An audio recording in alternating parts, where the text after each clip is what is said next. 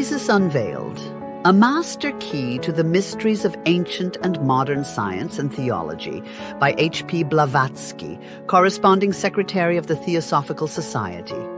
Ceci est un livre de bonne foi. Montaigne, Volume 1, Science. The author dedicates these volumes to the Theosophical Society, which was founded at New York, A.D. 1875, to study the subjects on which they treat.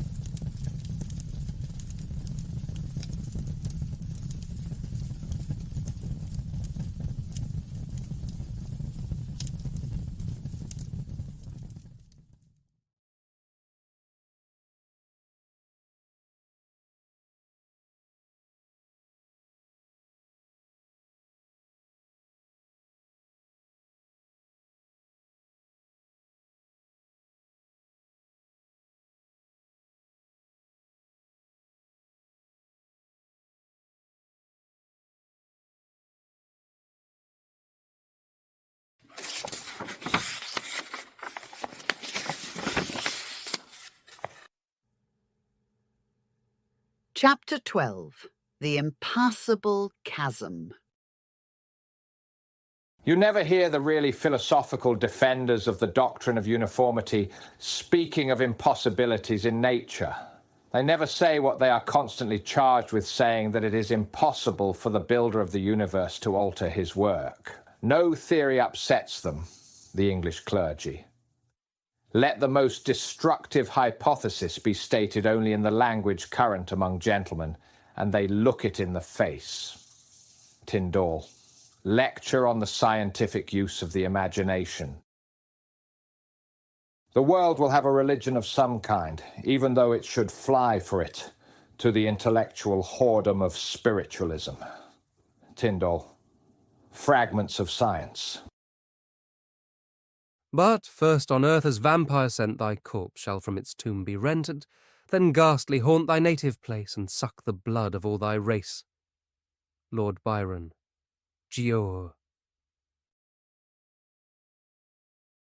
We are now approaching the hallowed precincts of that Janus god, the molecular Tyndall. Let us enter them barefoot. As we pass the sacred Adita of the Temple of Learning, we are nearing the blazing sun of the Huxleyocentric system. Let us cast down our eyes, lest we be blinded.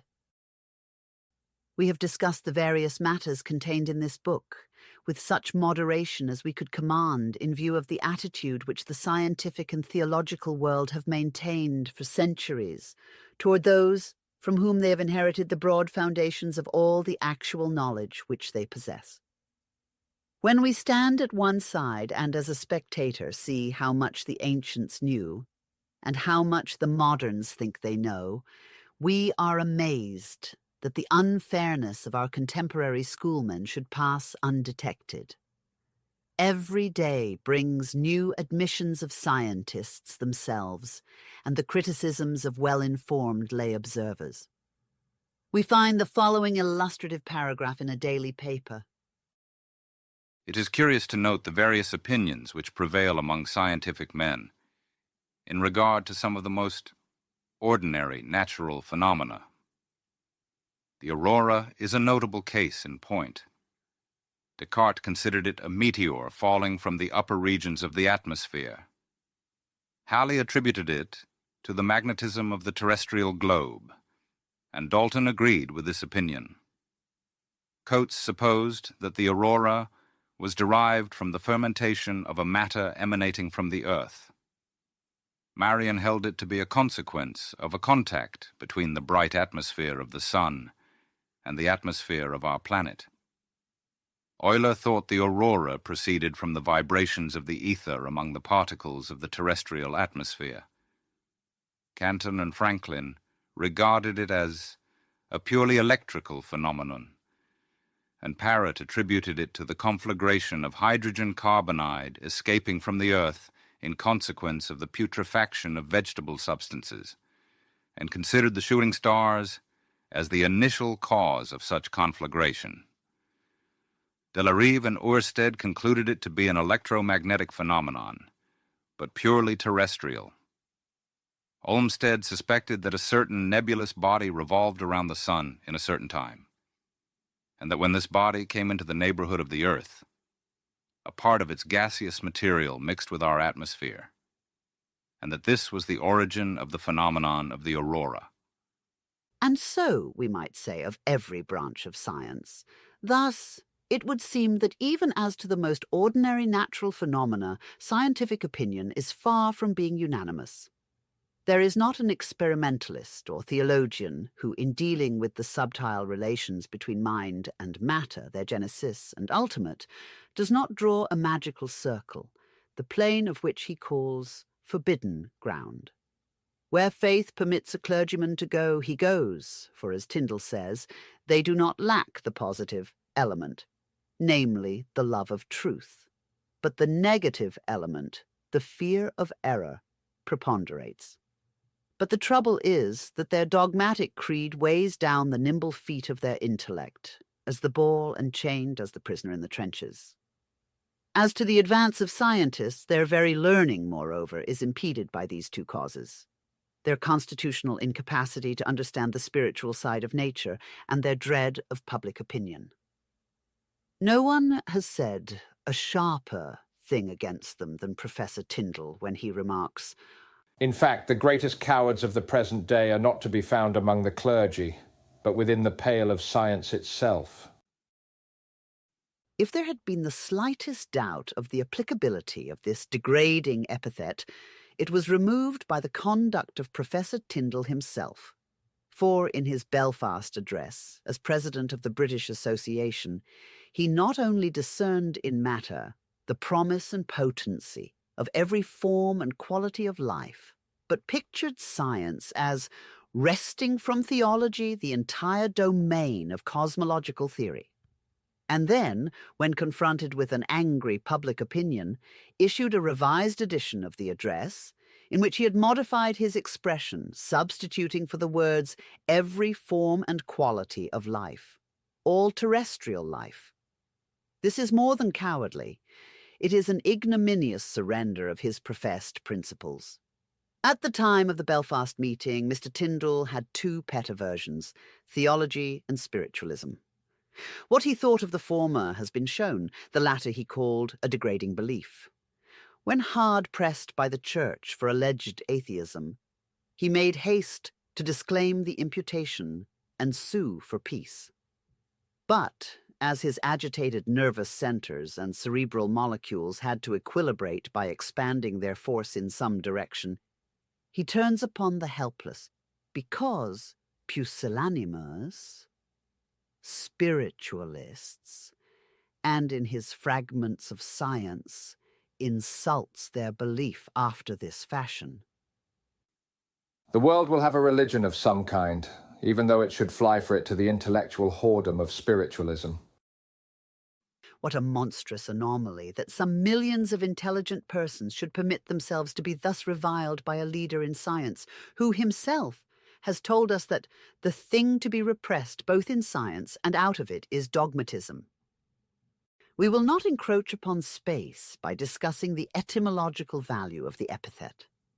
While expressing the hope that it may not be adopted in future ages by science as a Tyndallism, we will simply remind the benevolent gentleman of a very characteristic feature in himself. One of our most intelligent, honorable, and erudite spiritualists, an author of no small renown, has pointedly termed this feature as his, Tyndall's, simultaneous coquetry with opposite opinions. If we are to accept the epithet of Mr. Tyndall in all its coarse signification, it applies less to spiritualists, who are faithful to their belief, than to the atheistical scientist who quits the loving embraces of materialism to fling himself in the arms of a despised theism, only because he finds his profit in it.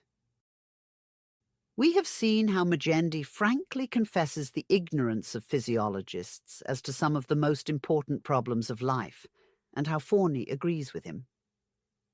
Professor Tyndall admits that the evolution hypothesis does not profess to solve, the ultimate mystery.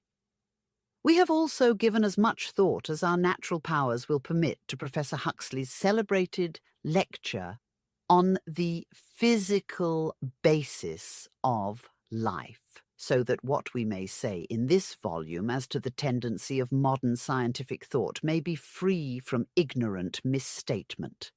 Compressing his theory within the closest possible limits, it may be formulated thus. Out of cosmic matter, all things are created.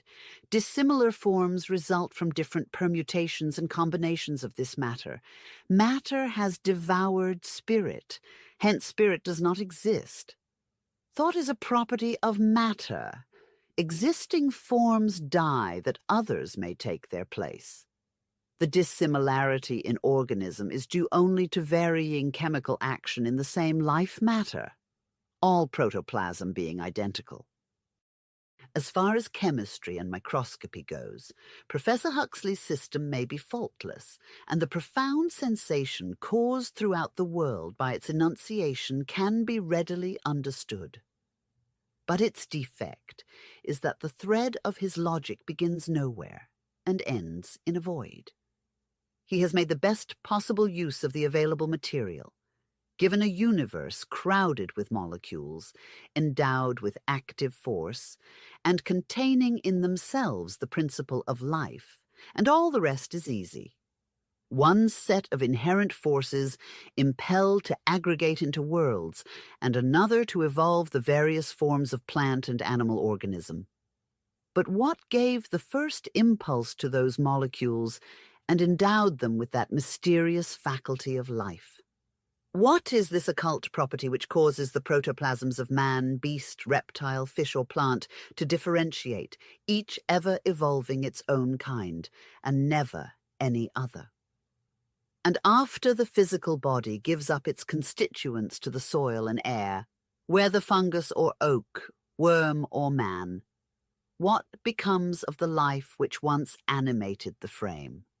Is the law of evolution so imperative in its application to the method of nature from the time when cosmic molecules are floating to the time when they form a human brain, to be cut short at that point and not allowed to develop more perfect entities out of this pre-existent law of form?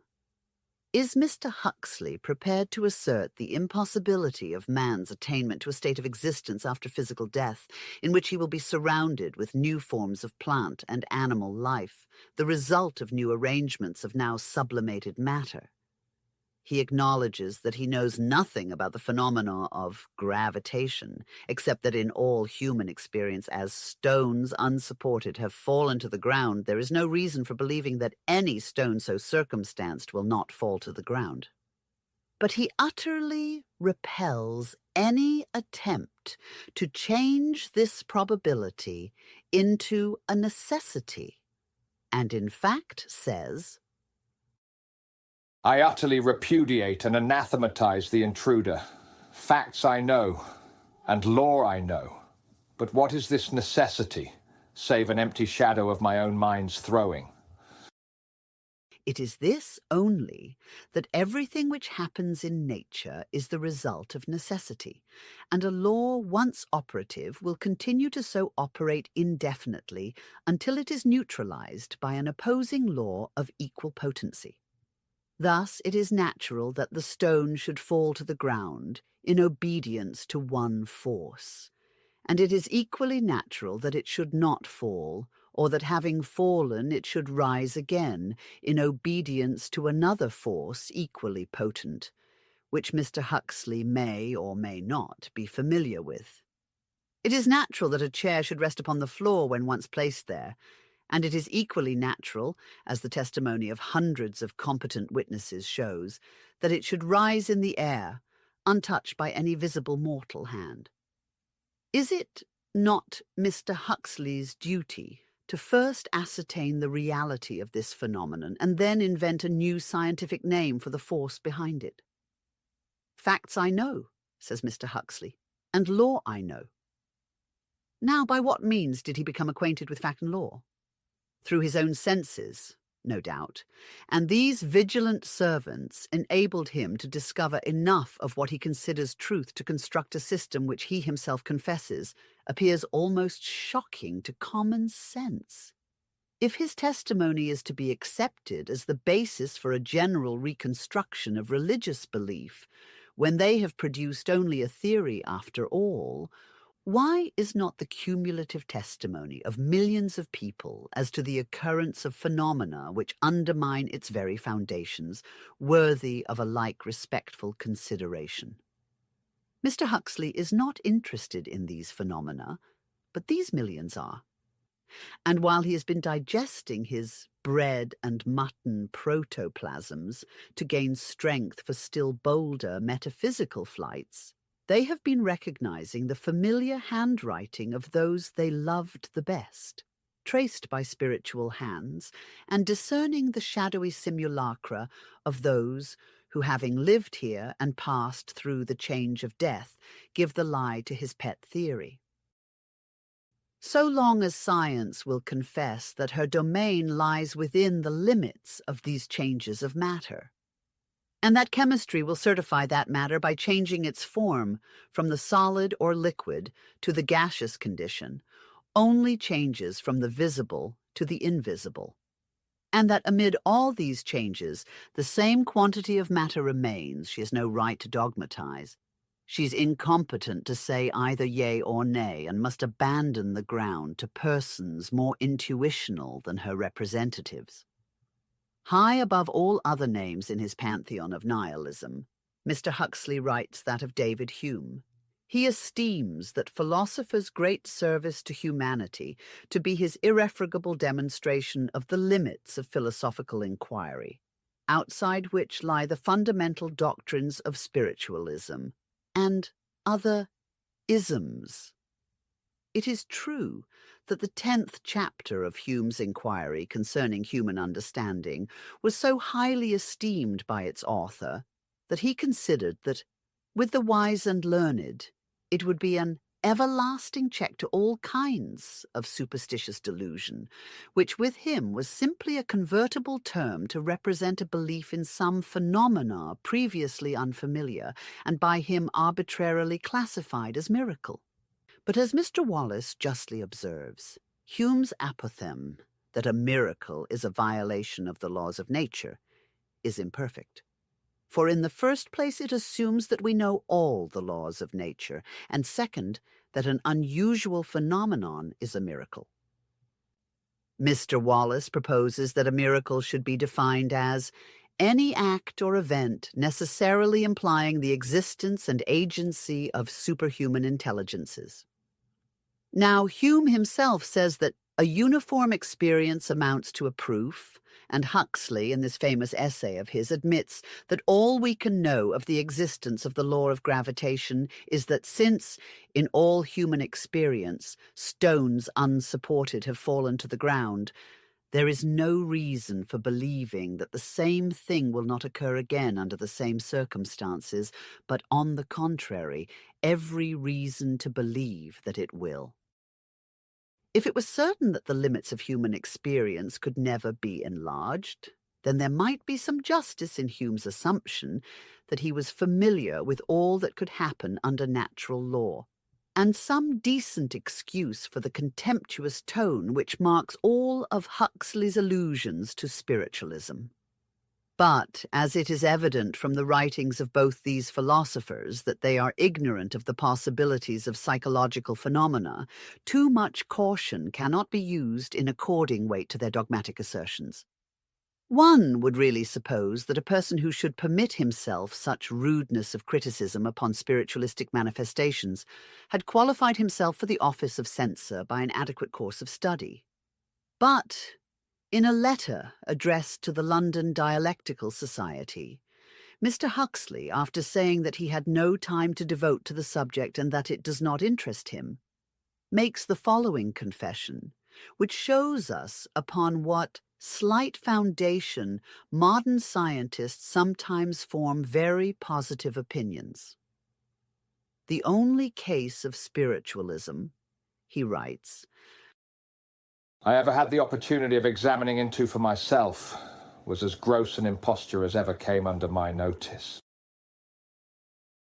What would this protoplasmic philosopher think of a spiritualist who, having had but one opportunity to look through a telescope, and upon that sole occasion had had some deception played upon him by a tricky assistant at the observatory, should forthwith denounce astronomy as a degrading belief?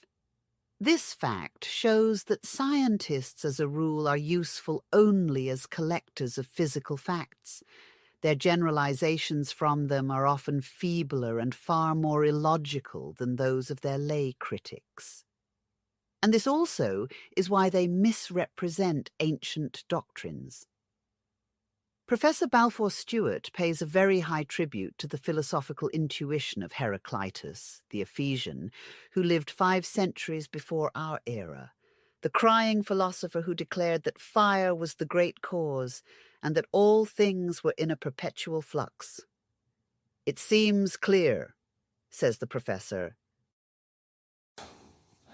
that Heraclitus must have had a vivid conception of the innate restlessness and energy of the universe, a conception allied in character to, and only less precise than that of modern philosophers, who regard matter as essentially dynamical. He considers the expression fire as very vague, and quite naturally, for the evidence is wanting to show that either Professor Balfour Stewart, who seems less inclined to materialism than some of his colleagues, or any of his contemporaries understand in what sense the word fire was used. Heraclitus' opinions about the origin of things were the same as those of Hippocrates. Both entertained the same views of a supreme power, and therefore, if their notions of primordial fire, regarded as a material force, in short, as one akin to Leibniz's dynamism, were less precise than those of modern philosophers, a question which remains to be settled. Yet, on the other hand, their metaphysical views of it were far more philosophical and rational than the one-sided theories of our present-day scholars. Their ideas of fire were precisely those of the later fire philosophers, the Rosicrucians, and the earlier Zoroastrians. They affirmed that the world was created of fire, the divine spirit of which was an omnipotent and omniscient God. Science has condescended to corroborate their claims as to the physical question. Fire, in the ancient philosophy of all times and countries, including our own, has been regarded as a triple principle. As water comprises a visible fluid with invisible gases lurking within, and behind all the spiritual principle of nature, which gives them their dynamic energy, so in fire they recognized, first, visible flame, second, invisible or astral fire, invisible when inert, but when active producing heat, light, chemical force and electricity, the molecular powers. Third, spirit. They applied the same rule to each of the elements, and everything evolved from their combinations and correlations, man included, was held by them to be triune. Fire, in the opinion of the Rosicrucians, who were but the successors of the Theurgists, was the source, not only of the material atoms, but also of the forces which energize them. When a visible flame is extinguished, it has disappeared, not only from the sight, but also from the conception of the materialist, forever. But the Hermetic philosopher follows it through the partition world of the knowable, across and out on the other side into the unknowable. as he traces the disembodied human spirit, vital spark of heavenly flame, into the etherium, beyond the grave. This point is too important to be passed by without a few words of comment. The attitude of physical science toward the spiritual half of the cosmos is perfectly exemplified in her gross conception of fire. In this, as in every other branch of science, their philosophy does not contain one sound plank. Everyone is honeycombed and weak. The works of their own authorities, teeming with humiliating confessions, give us the right to say that the floor upon which they stand is so unstable that at any moment some new discovery by one of their own number may knock away the props and let them all fall in a heap together. They are so anxious to drive spirit out of their conceptions that, as Balfour Stewart says, there is a tendency to rush into the opposite extreme and to work physical conceptions to an excess. He utters a timely warning in adding, Let us be cautious that in avoiding Scylla we do not rush into Charybdis. For the universe has more than one point of view, and there are possibly regions which will not yield their treasures to the most determined physicists, armed only with kilograms and meters and standard clocks. In another place he confesses, We know nothing or next to nothing of the ultimate structure and properties of matter, whether organic or inorganic. As to the other great question, we find in Macaulay a still more unreserved declaration. The question, what becomes of man after death? We do not see that a highly educated European left to his unassisted reason is more likely to be in the right than a Blackfoot Indian. Not a single one of the many sciences in which we surpass the Blackfoot Indians throws the smallest light on the state of the soul after the animal life is extinct. In truth, all the philosophers, ancient and modern, who have attempted without the help of revelation to prove the immortality of man, from Plato down to Franklin, appear to us to have failed deplorably. There are revelations of the spiritual senses of man which may be trusted far more than all the sophistries of materialism. What was a demonstration and a success in the eyes of Plato and his disciples is now considered the overflow of a spurious philosophy and a failure. The scientific methods are reversed, the testimony of the men of old, who were nearer to truth, for they were nearer to the spirit of nature, the only aspect under which the deity will allow itself to be viewed and understood, and their demonstrations are rejected. Their speculations, if we must believe the modern thinkers, are but the expression of a redundance of the unsystematic opinions of men unacquainted with the scientific method of the present century. They foolishly based the little they knew of physiology on well-demonstrated psychology, while the scholar of our day bases psychology, of which he confesses himself utterly ignorant, on physiology, which to him is as yet a closed book, and has not even a method of its own, as Forney tells us. As to the last objection in Macaulay's argument, it was answered by Hippocrates centuries ago. All knowledge, all arts are to be found in nature, he says. If we question her properly, she will reveal to us the truths to pertain to each of these, and to ourselves. What is nature in operation but the very divinity itself manifesting its presence? How are we to interrogate her, and how is she to answer us? We must proceed with faith, with the firm assurance of discovering at last the whole of the truth, and nature will let us know her answer through our inner sense, which with the help of our knowledge of a certain art or science reveals to us the truth so clearly that further doubt becomes impossible. Thus, in the case in hand, the instinct of Macaulay's Blackfoot Indian is more to be trusted than the most instructed and developed reason, as regards man's inner sense, which assures him of his immortality. Instinct is the universal endowment of nature by the spirit of the deity itself. Reason, the slow development of our physical constitution, and evolution of our adult material brain. Instinct, as a divine spark, lurks in the unconscious nerve center of the Ascidian mollusk and manifests itself at the first stage of action of its nervous system as what the physiologist terms the reflex action. It exists in the lowest classes of the acephalous animals as well as in those that have distinct heads.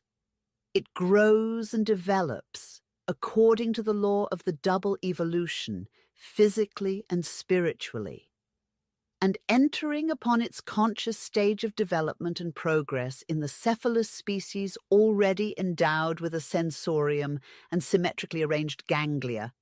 This reflex action, whether men of science term it automatic, as in the lowest species, or instinctive, as in the more complex organisms which act under the guidance of the sensorium and the stimulus originating in distinct sensation, is still one and the same thing. It is the divine instinct in its ceaseless progress of development. This instinct of the animals, which act from the moment of their birth each in the confines prescribed to them by nature, and which know how, save in accident proceeding from a higher instinct than their own, to take care of themselves unerringly. This instinct may, for the sake of exact definition, be termed automatic. But it must have either within the animal which possesses it or without, something's or someone's intelligence to guide it. This belief, instead of clashing with the doctrine of evolution and gradual development held by eminent men of our day, simplifies and completes it, on the contrary. It can readily dispense with special creation for each species. For, where the first place must be allowed to formless spirit, form and material substance are of a secondary importance. Each perfected species in the physical evolution only affords more scope to the directing intelligence to act within the improved nervous system. The artist will display his waves of harmony better on a royal Erard than he could have done on a spinet of the 16th century. Therefore, whether this instinctive impulse was directly impressed upon the nervous system of the first insect, or each species has gradually had it developed in itself by instinctively mimicking the acts of its like, as the more perfected doctrine of Herbert Spencer has it, is immaterial to the present subject. The question concerns spiritual evolution only. And if we reject this hypothesis as unscientific and undemonstrated, then will the physical aspect of evolution have to follow it to the ground in its turn, because the one is as undemonstrated as the other, and the spiritual intuition of man is not allowed to dovetail the two, under the pretext that it is unphilosophical. Whether we wish it or not, we will have to fall back on the old query of Plutarch's Symposiacs, whether it was the bird or the egg which first made its appearance. Now that the Aristotelian authority is shaken to its foundations with that of Plato, and our men of science reject every authority, nay, hate it, except each his own, and the general estimate of human collective wisdom is at the lowest discount, mankind, headed by science itself, is still irrepressibly drawing back to the starting point of the oldest philosophies. We find our idea perfectly expressed by a writer in the Popular Science Monthly. The gods of sects and specialities, says Osgood Mason,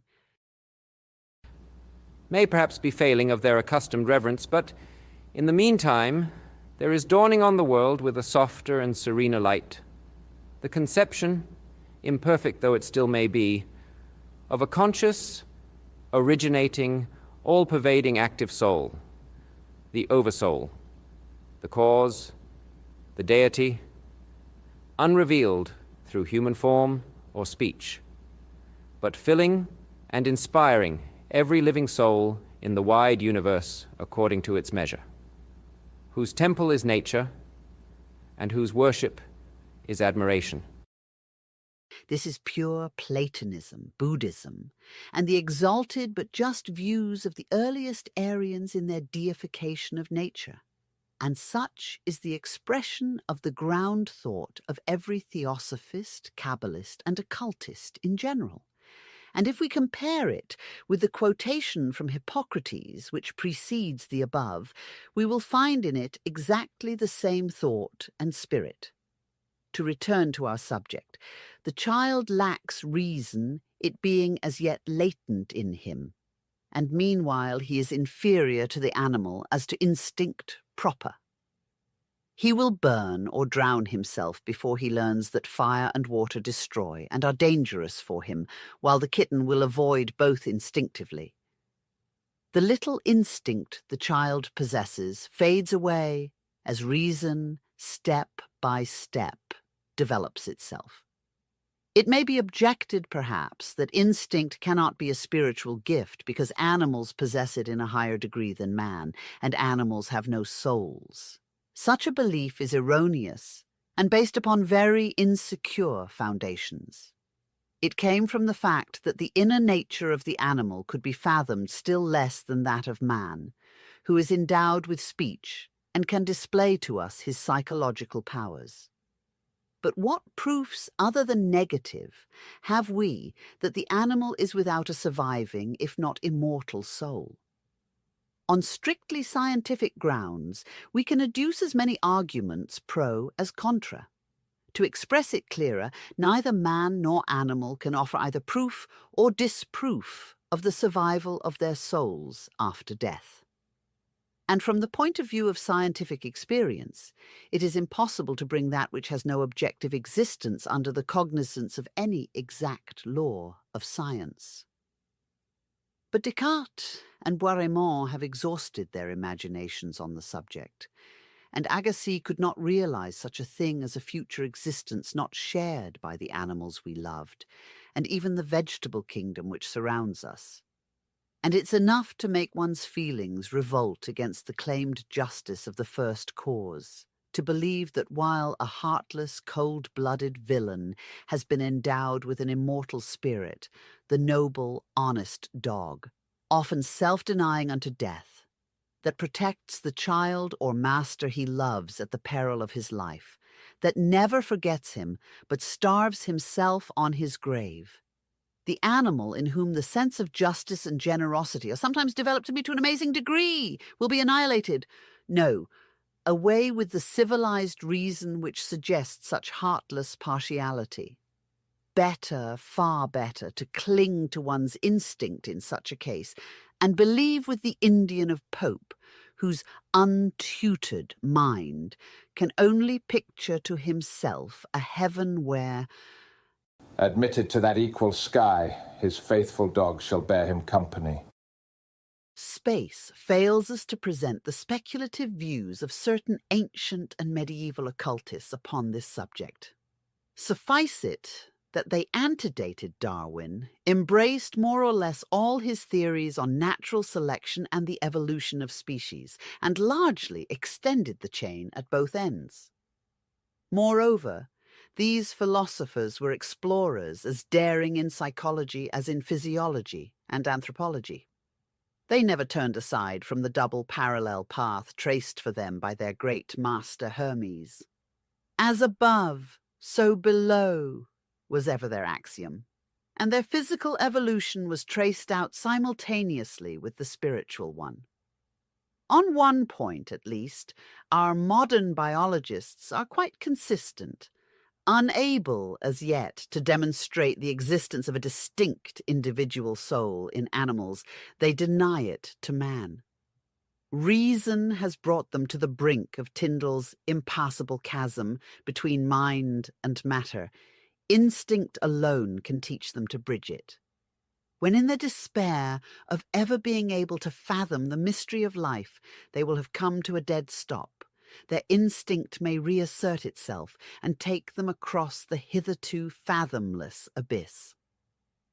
This is the point which Professor John Fiske and the authors of The Unseen Universe seem to have reached, and Wallace, the anthropologist and ex-materialist, to have been the first to courageously step over. Let them push boldly on till they discover that it's not spirit that dwells in matter, but matter which clings temporarily to spirit, and that the latter alone is an eternal, imperishable abode for all things visible and invisible. Esoteric philosophers held that everything in nature is but a materialization of spirit. The eternal first cause is latent spirit, they said, and matter from the beginning. In the beginning was the Word, and the Word was God, while conceding the idea of such a God to be an unthinkable abstraction to human reason. They claimed that the unerring human instinct grasped it as a reminiscence of something concrete to it, though intangible to our physical senses. With the first idea, which emanated from the double-sex and hitherto inactive deity, the first motion was communicated to the whole universe, and the electric thrill was instantaneously felt throughout the boundless space. Spirit begat force, and force matter, and thus the latent deity manifested itself as a creative energy. When, at what point of the eternity, or how? The question must always remain unanswered, for human reason is unable to grasp the great mystery. But though spirit matter was from all eternity, it was in the latent state. The evolution of our visible universe must have had a beginning. To our feeble intellect, this beginning may seem so remote as to appear to us eternity itself, a period inexpressible in figures or language. Aristotle argued that the world was eternal and that it will always be the same, that one generation of men has always produced another, without ever having had a beginning that could be determined by our intellect. In this, his teaching, in its exoteric sense, clashed with that of Plato, who taught that there was a time when mankind did not perpetuate itself. But in spirit, both the doctrines agreed, as Plato adds immediately, This was followed by the earthly human race, in which the primitive history was gradually forgotten, and man sank deeper and deeper. And Aristotle says, If there has been a first man, he must have been born without father or mother, which is repugnant to nature. For there could not have been a first egg to give a beginning to birds, or there should have been a first bird which gave a beginning to eggs, for a bird comes from an egg. the same he held good for all species, believing with Plato that everything before it appeared on earth had first its being in spirit. This mystery of first creation, which was ever the despair of science, is unfathomable unless we accept the doctrine of the Hermetists. Though matter is co-eternal with spirit, that matter is certainly not our visible, tangible, and divisible matter, but its extreme sublimation. Pure spirit is but one remove higher. Unless we allow man to have been evolved out of this primordial spirit matter, how can we ever come to any reasonable hypothesis as to the genesis of animate beings? Darwin begins his evolution of species at the lowest point and traces upward. His only mistake may be that he applies his system at the wrong end. Could he remove his quest from the visible universe into the invisible, he might find himself on the right path. But then he would be following in the footsteps of the Hermetists. That our philosophers, positivists, even the most learned among them, never understood the spirit of the mystic doctrines taught by the old philosophers, Platonists, is evident from that most eminent modern work, Conflict between Religion and Science. Professor Draper begins his 5th chapter by saying that the pagan Greeks and Romans believed that the spirit of man resembles his bodily form, varying its appearance with his variations, and growing with his growth. What the ignorant masses thought is a matter of little consequence, though even they could never have indulged in such speculations taken à la lettre. As to Greek and Roman philosophers of the 5th century Platonic school, they believed no such thing of the spirit of man, but applied the above doctrine to his soul, or psychical nature, which, as we have previously shown, is not the divine spirit. Aristotle, in his philosophical deduction on dreams, shows this doctrine of the twofold soul, or soul and spirit, very plainly.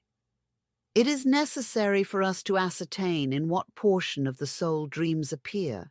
He says, all the ancient Greeks believed not only a double, but even a triple soul to exist in man. And even Homer we find terming the animal soul, or the astral soul, called by Mr. Draper spirit, themos, and the divine one nous, the name by which Plato also designated the higher spirit. The Hindu Jainas conceived the soul, which they call jiva, to have been united from all eternity to even two sublimated ethereal bodies, one of which is invariable and consists of the divine powers of the higher mind, the other variable and composed of the grosser passions of man, his sensual affections and terrestrial attributes. When the soul becomes purified after death, it joins its Vikarika, or divine spirit, and becomes a god. The followers of the Vedas, the learned Brahmins, explain the same doctrine in the Vedanta. The soul, according to their teaching, as a portion of the divine universal spirit or immaterial mind, is capable of uniting itself with the essence of its highest entity. The teaching is explicit. The Vedanta affirms that whoever attains the thorough knowledge of his God becomes a god while yet in his mortal body, and acquires supremacy over all things. Quoting from the Vedic theology, the verse which says, "There is in truth but one deity, the Supreme Spirit. He is of the same nature as the soul of man," Mr. Draper shows the Buddhistic doctrines as reaching Eastern Europe through Aristotle. We believe the assertion unwarranted, for Pythagoras, and after him Plato, taught them long before Aristotle. If subsequently the later Platonists accepted in their dialectics the Aristotelian arguments on emanation, it was merely because his views coincided in some respect with those of the Oriental philosophers. The Pythagorean number of harmony and Plato's esoteric doctrines on creation are inseparable from the Buddhistic doctrine of emanation, and the great aim of the Pythagorean philosophy, namely, to free the astral soul from the fetters of matter and sense, and make it thereby fit for an eternal contemplation of spiritual things, is a theory identical with the Buddhistic doctrine of final absorption. It is the nirvana, interpreted in its right sense, a metaphysical tenet that just begins to be suspected now by our latest Sanskrit scholars. If the doctrines of Aristotle have exercised on the later Neoplatonists such a dominating influence, how is it that neither Plotinus, nor Porphyry, nor Proclus ever accepted his theories on dreams and prophetic soul visions?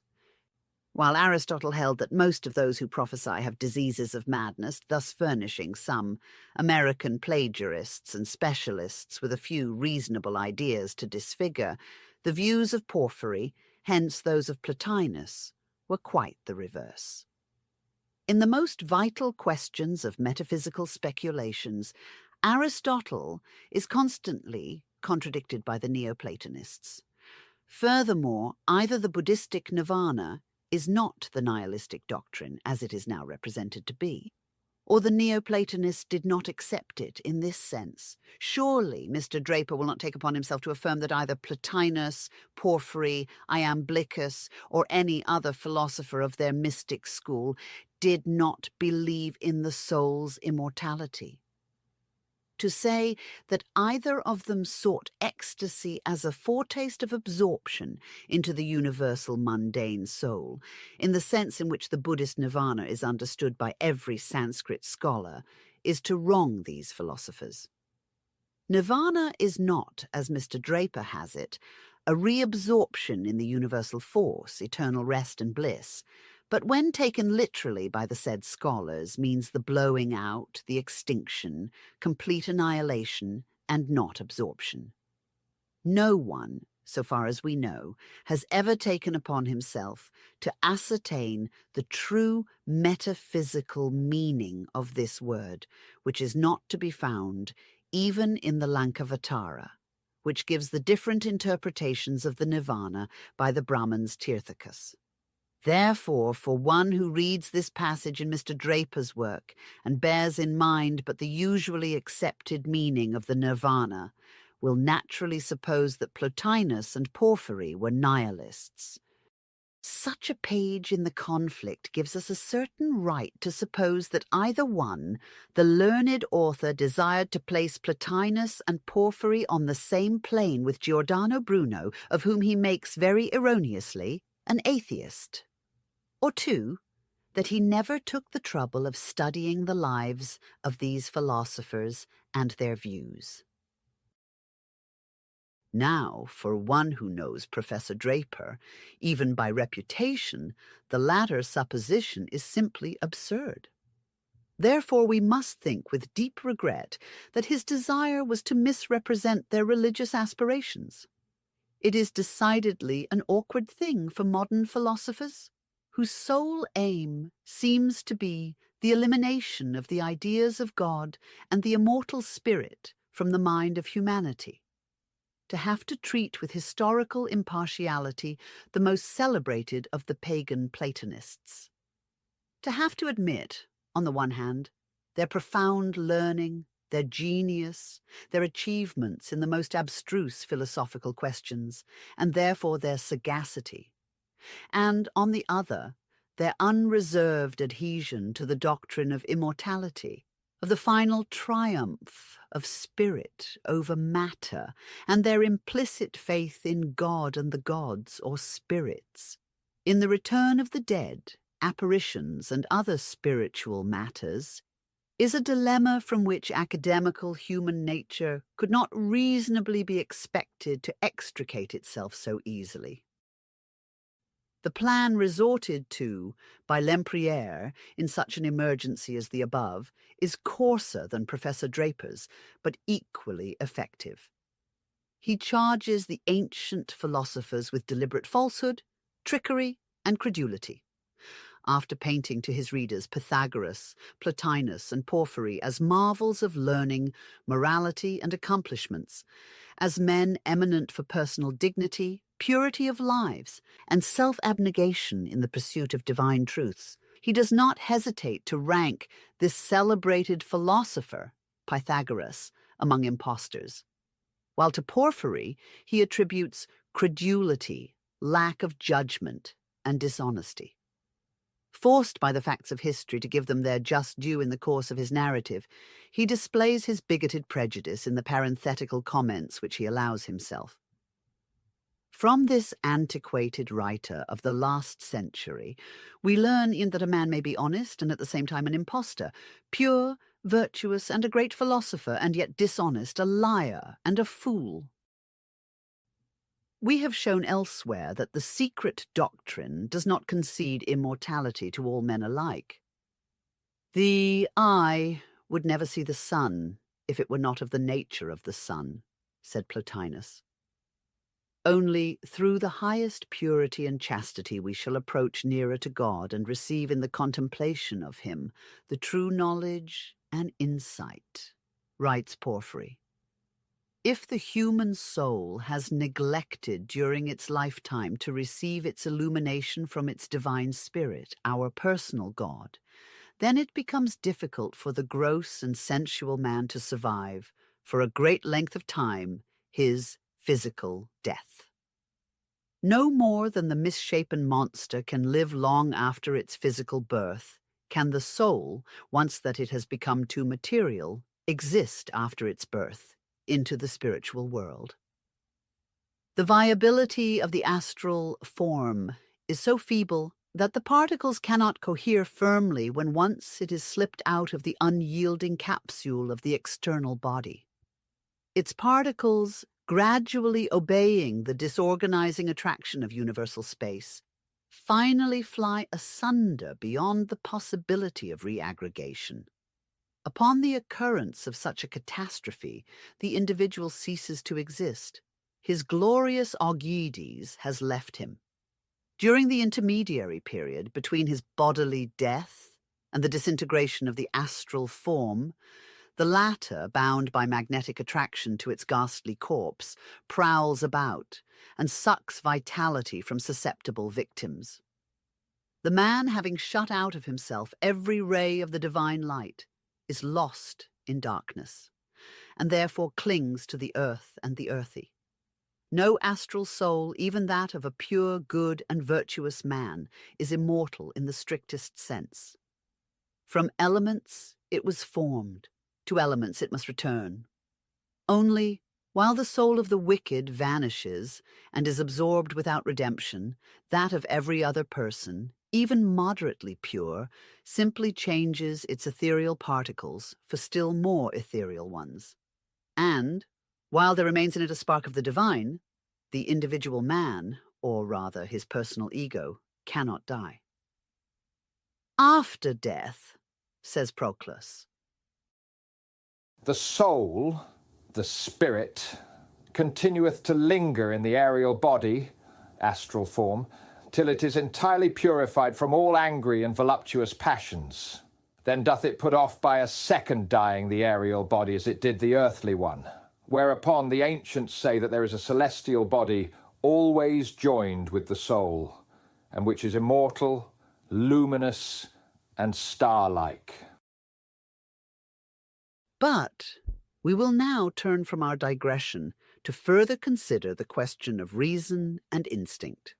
The latter, according to the ancients, proceeded from the divine, the former from the purely human. One, the instinct, is the product of the senses, a sagaciousness shared by the lowest animals. Even those who have no reason, it is the aestheticon, the other is the product of the reflective faculties. Noeticon, denoting judiciousness and human intellectuality. Therefore, an animal devoid of reasoning powers has in its inherent instinct an unerring faculty which is but that spark of the divine which lurks in every particle of inorganic matter, itself materialized spirit. In the Jewish Kabbalah, the second and third chapters of Genesis are explained thus: when the second Adam is created out of the dust, matter has become so gross that it reigns supreme. Out of its lusts evolves woman, and Lilith has the best of spirit. The Lord God, walking in the garden in the cool of the day. The sunset of spirit, or divine light obscured by the shadows of matter, curses not only them who have committed the sin, but even the ground itself and all living things, the tempting serpent matter above all.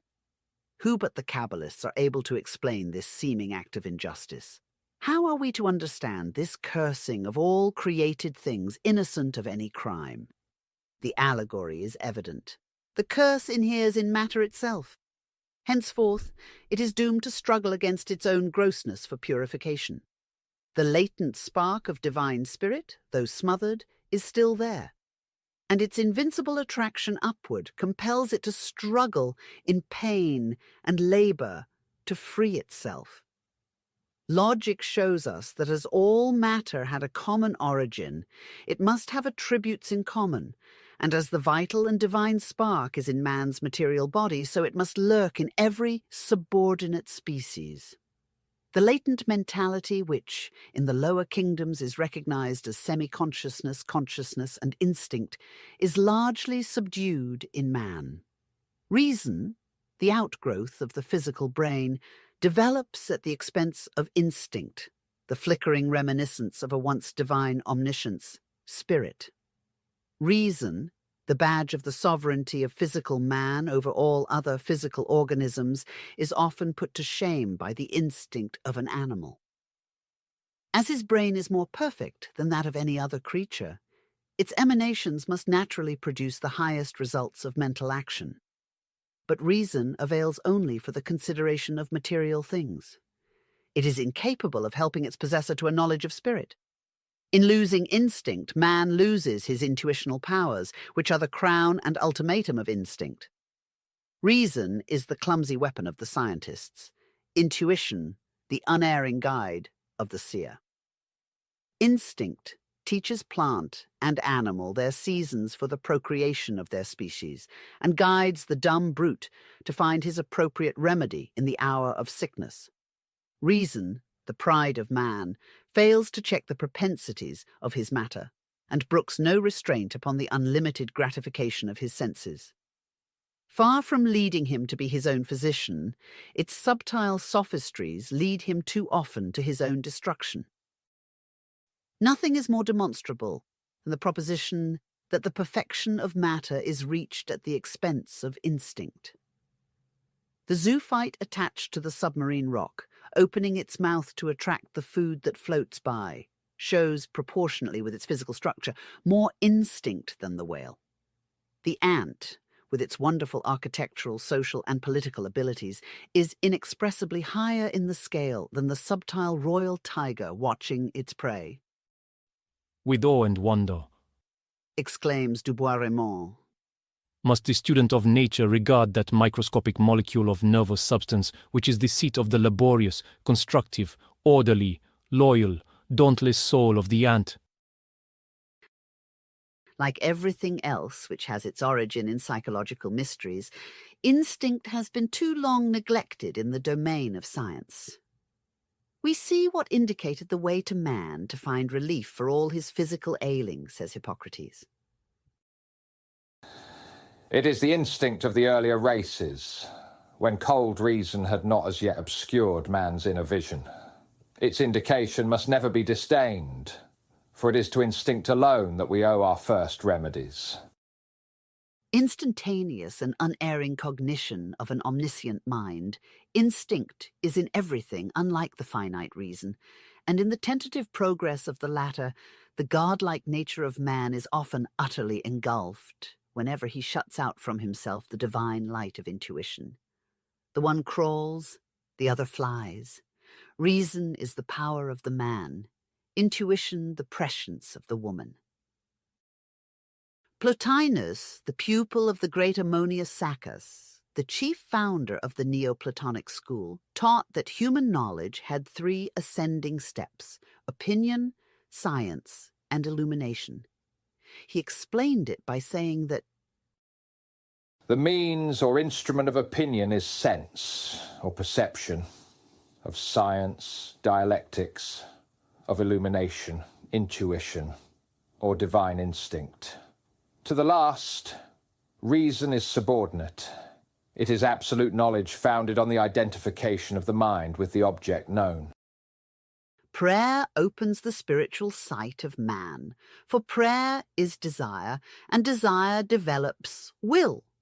The magnetic emanations proceeding from the body at every effort, whether mental or physical, produce self-magnetization and ecstasy. Plotinus recommended solitude for prayer as the most efficient means of obtaining what is asked, and Plato advised those who prayed to remain silent in the presence of the divine ones till they remove the cloud from thy eyes and enable thee to see by the light which issues from themselves. Apollonius always isolated himself from men during the conversation he held with God, and whenever he felt the necessity for divine contemplation and prayer, he wrapped himself, head and all, in the drapery of his white woolen mantle. When thou prayest, enter into thy closet, and when thou hast shut thy door, pray to thy Father in secret, says the Nazarene, the pupil of the Essenes. Every human being is born with the rudiment of the inner sense called intuition, which may be developed into what the Scotch know as second sight. All the great philosophers who, like Plotinus, Porphyry, and Iamblichus, employed this faculty, taught the doctrine. There is a faculty of the human mind, writes Iamblichus, which is superior to all which is born or begotten. Through it we are enabled to attain union with the superior intelligences, to being transported beyond the scenes of this world, and to partaking the higher life and peculiar powers of the heavenly ones. Were there no inner sight or intuition, the Jews would never have had their Bible, nor the Christians Jesus. What both Moses and Jesus gave to the world was the fruit of their intuition or illumination. What their subsequent elders and teachers allowed the world to understand was dogmatic misrepresentations, too often blasphemy. To accept the Bible as a revelation and nail belief to a literal translation is worse than absurdity. It is a blasphemy against the divine majesty of the unseen. If we had to judge of the deity and the world of spirits by its human interpreters, now that philology proceeds with giant strides on the fields of comparative religions, belief in God and the soul's immortality could not withstand the attacks of reason for 1 century more. That which supports the faith of man in God and a spiritual life to come is intuition, that divine outcome of our inner self, which defies the mummeries of the Roman Catholic priest and his ridiculous idols, the 1,001 ceremonies of the Brahmin and his idols, and the Jeremiads of the Protestant preacher, and his desolate and arid creed with no idols but a boundless hell and damnation hooked on at the end. Were it not for this intuition, undying though often wavering, because so clogged with matter, human life would be a parody and humanity a fraud. This ineradicable feeling of the presence of someone outside and inside ourselves is one that no dogmatic contradictions nor external form of worship can destroy in humanity, let scientists and clergy do what they may.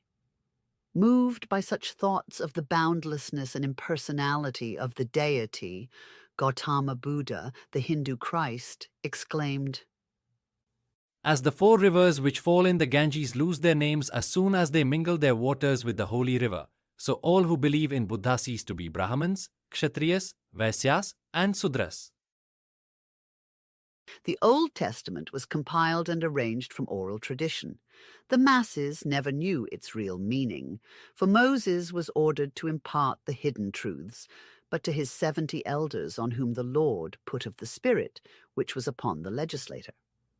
Maimonides, whose authority and whose knowledge of the sacred history can hardly be rejected, says, "Whoever shall find out the true sense of the book of Genesis ought to take care not to divulge it. If a person should discover the true meaning of it by himself or by the aid of another, then he ought to be silent. Or if he speaks of it, he ought to speak of it, but obscurely and in an enigmatical manner." This confession that what is written in the Holy Writ is but an allegory was made by other Jewish authorities besides Maimonides.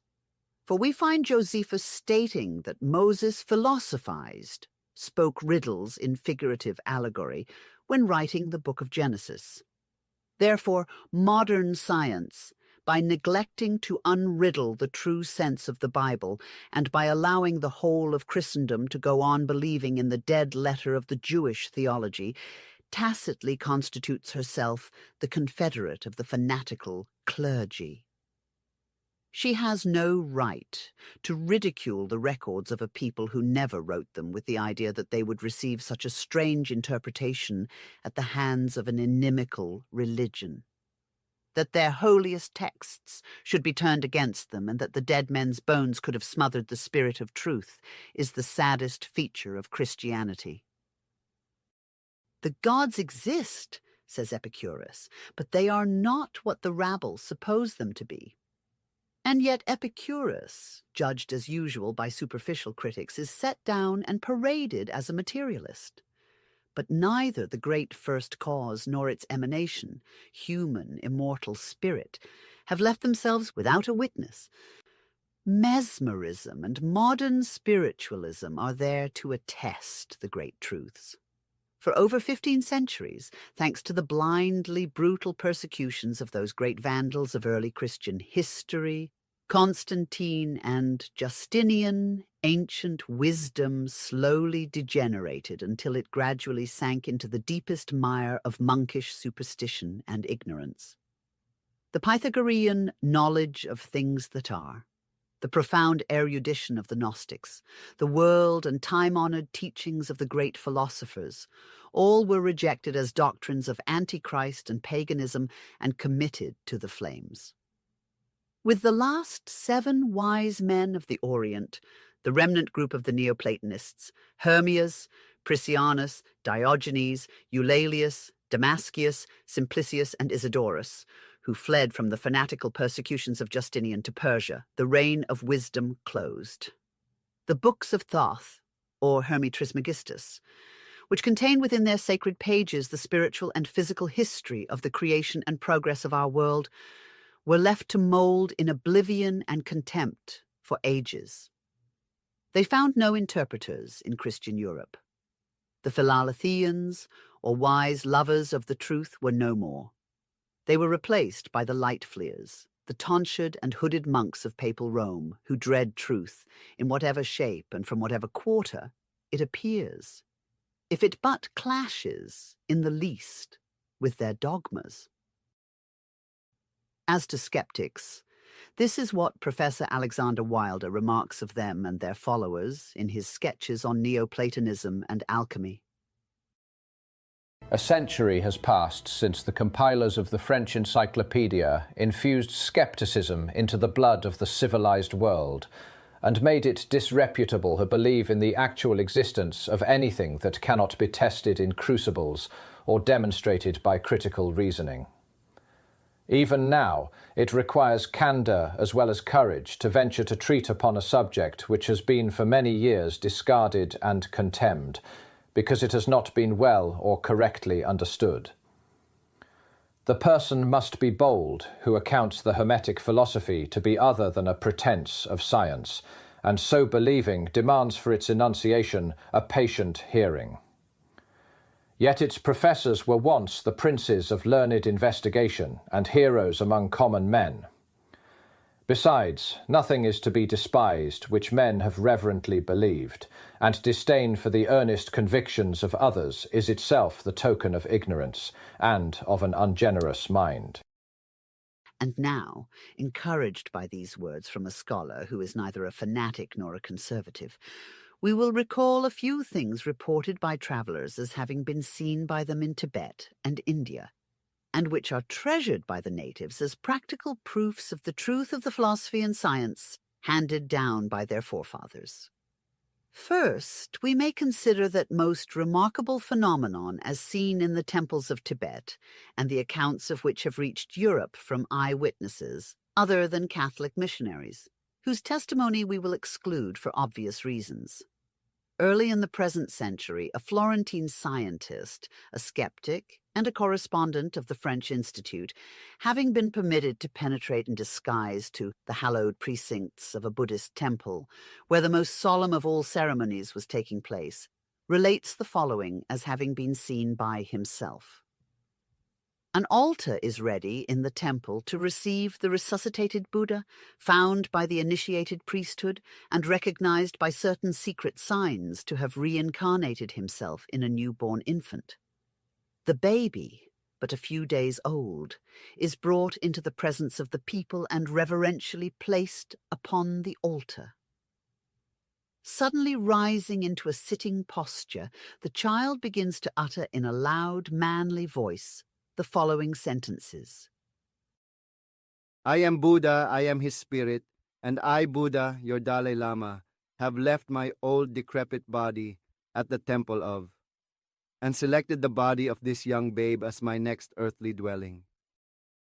Our scientist being finally permitted by the priest to take, with due reverence, the baby in his arms and carry it away to such a distance from them as to satisfy him that no ventriloquial deception is being practiced, the infant looks at the grave academician with eyes that make his flesh creep, as he expresses it, and repeats the words he had previously uttered.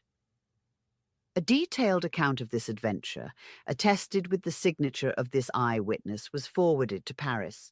But the members of the Institute, instead of accepting the testimony of a scientific observer of acknowledged credibility, concluded that the Florentine was either suffering under an attack of sunstroke or had been deceived by a clever trick of acoustics. Although, according to Mr. Stanislas Julien, the French translator of the sacred Chinese texts, there is a verse in the Lotus which says that a Buddha is as difficult to be found as the flowers of Udumbara and Palaka. If we are to believe several eyewitnesses, such a phenomenon does happen. Of course its occurrence is rare, for it happens but on the death of every great Dalai Lama, and these venerable old gentlemen live proverbially long lives. The poor Abbe Huc, whose works of travel in Tibet and China are so well known, relates the same fact of the resuscitation of Buddha. He adds, furthermore, the curious circumstance that the baby oracle makes good his claim to being an old mind in a young body by giving to those who ask him, and who knew him in his past life, the most exact details of his anterior earthly existence. It is worthy of notice that de Mousseau, who expatiates at length on the phenomenon, attributing it as a matter of course to the devil, gravely remarks of the abbé himself that the fact that he had been unfrocked, defroque, is an accident which he confess, scarcely tends to strengthen our confidence. In our humble opinion, this little circumstance strengthens it all the more. The Abbé Huc had his work placed on the index for the truth he told about the similarity of the Buddhistical rites with the Roman Catholic ones. He was moreover suspended in his missionary work for being too sincere.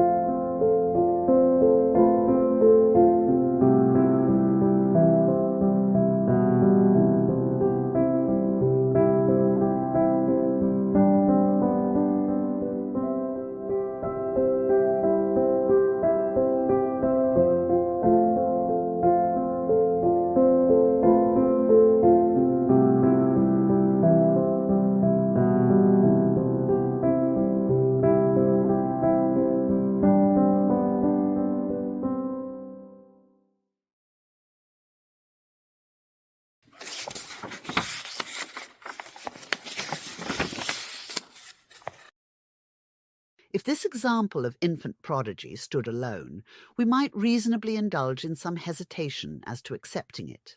But, to say nothing of the Camisard prophets of 1707, among whom was the boy of 15 months described by Jacques Dubois, who spoke in good French as though God were speaking through his mouth, and of the Cévennes babies, whose speaking and prophesying were witnessed by the first savants of France, we have instances in modern times of quite as remarkable a character.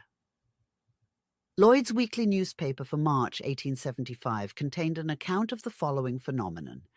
At Saint-Louis, France, a child was born.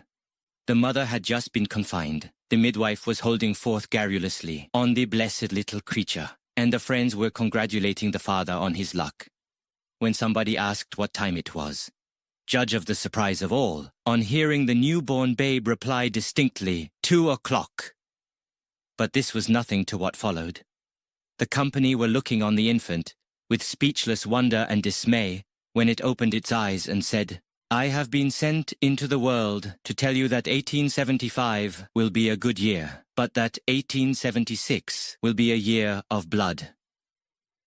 Having uttered this prophecy, it turned on its side and expired, aged half an hour. We are not aware that this prodigy has received official authentication by the civil authority. Of course, we should look for none from the clergy, since no profit or honour was to be derived from it.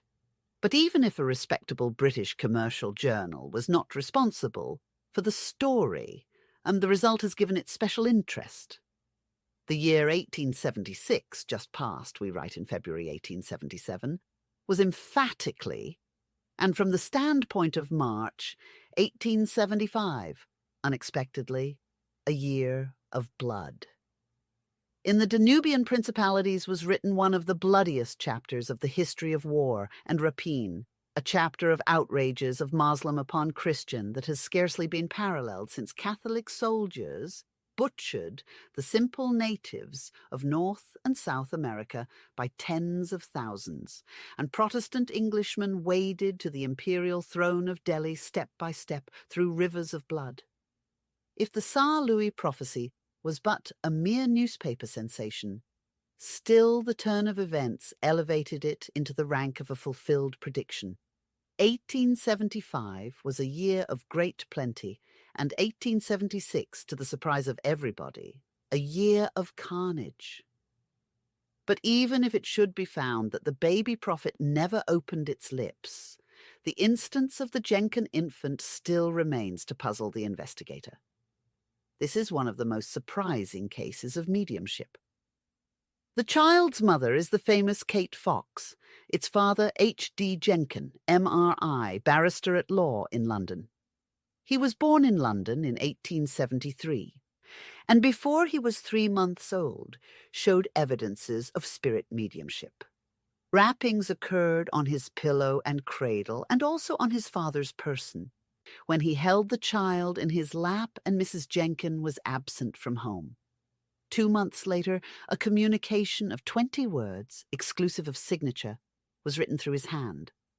A gentleman, a Liverpool solicitor, named J. Wason, was present at the time, and united with the mother and nurse in a certificate which was published in the London Medium and Daybreak of May 8th, 1874. The professional and scientific rank of Mr. Jenkin make it in the highest degree improbable that he would lend himself to a deception. Moreover, the child was within such easy reach of the Royal Institution, of which his father is a member, that Professor Tyndall and his associates had no excuse for neglecting to examine and inform the world about this psychological phenomenon. The sacred baby of Tibet being so far away, they find their most convenient plan to be a flat denial, with hints of sunstroke and acoustical machinery. As for the London baby, the affair is still easier. Let them wait until the child has grown up and learned to write, and then deny the story, point blank. In addition to other travellers, the Abbé Hooke gives us an account of that wonderful tree of Tibet called the Kuhn Boom, that is to say, the tree of the 10,000 images and characters. It will grow in no other latitude, although the experiment has sometimes been tried, and it cannot even be multiplied from cuttings.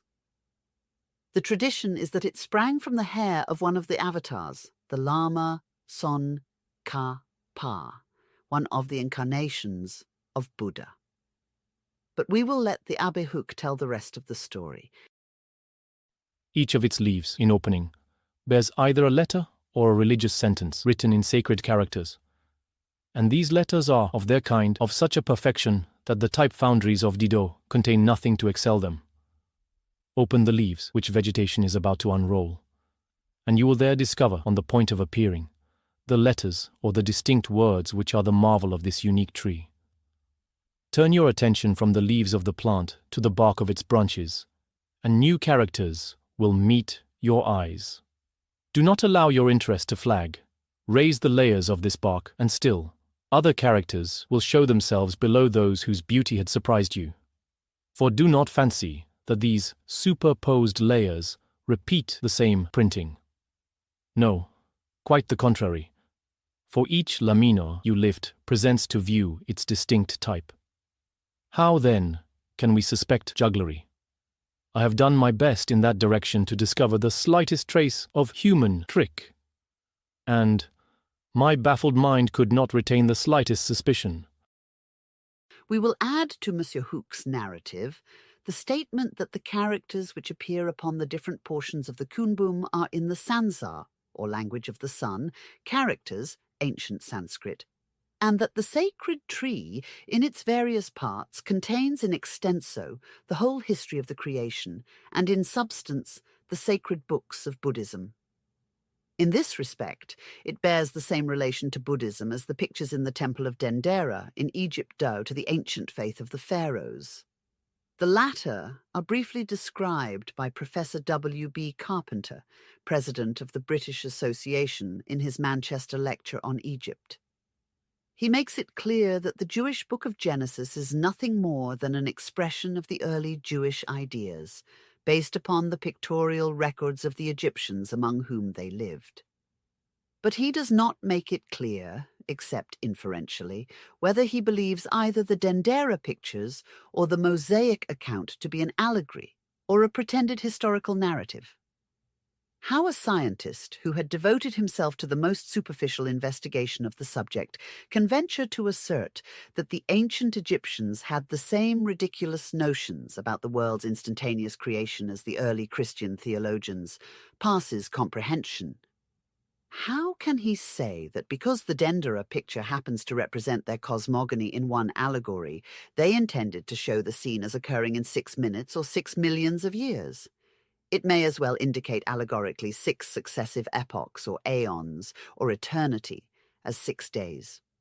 Besides, the books of Hermes certainly give no colour to the charge, and the Avesta specifically names 6 periods, each embracing thousands of years instead of days. Many of the Egyptian hieroglyphics contradict Dr. Carpenter's theory, and Champollion has avenged the ancients in many particulars.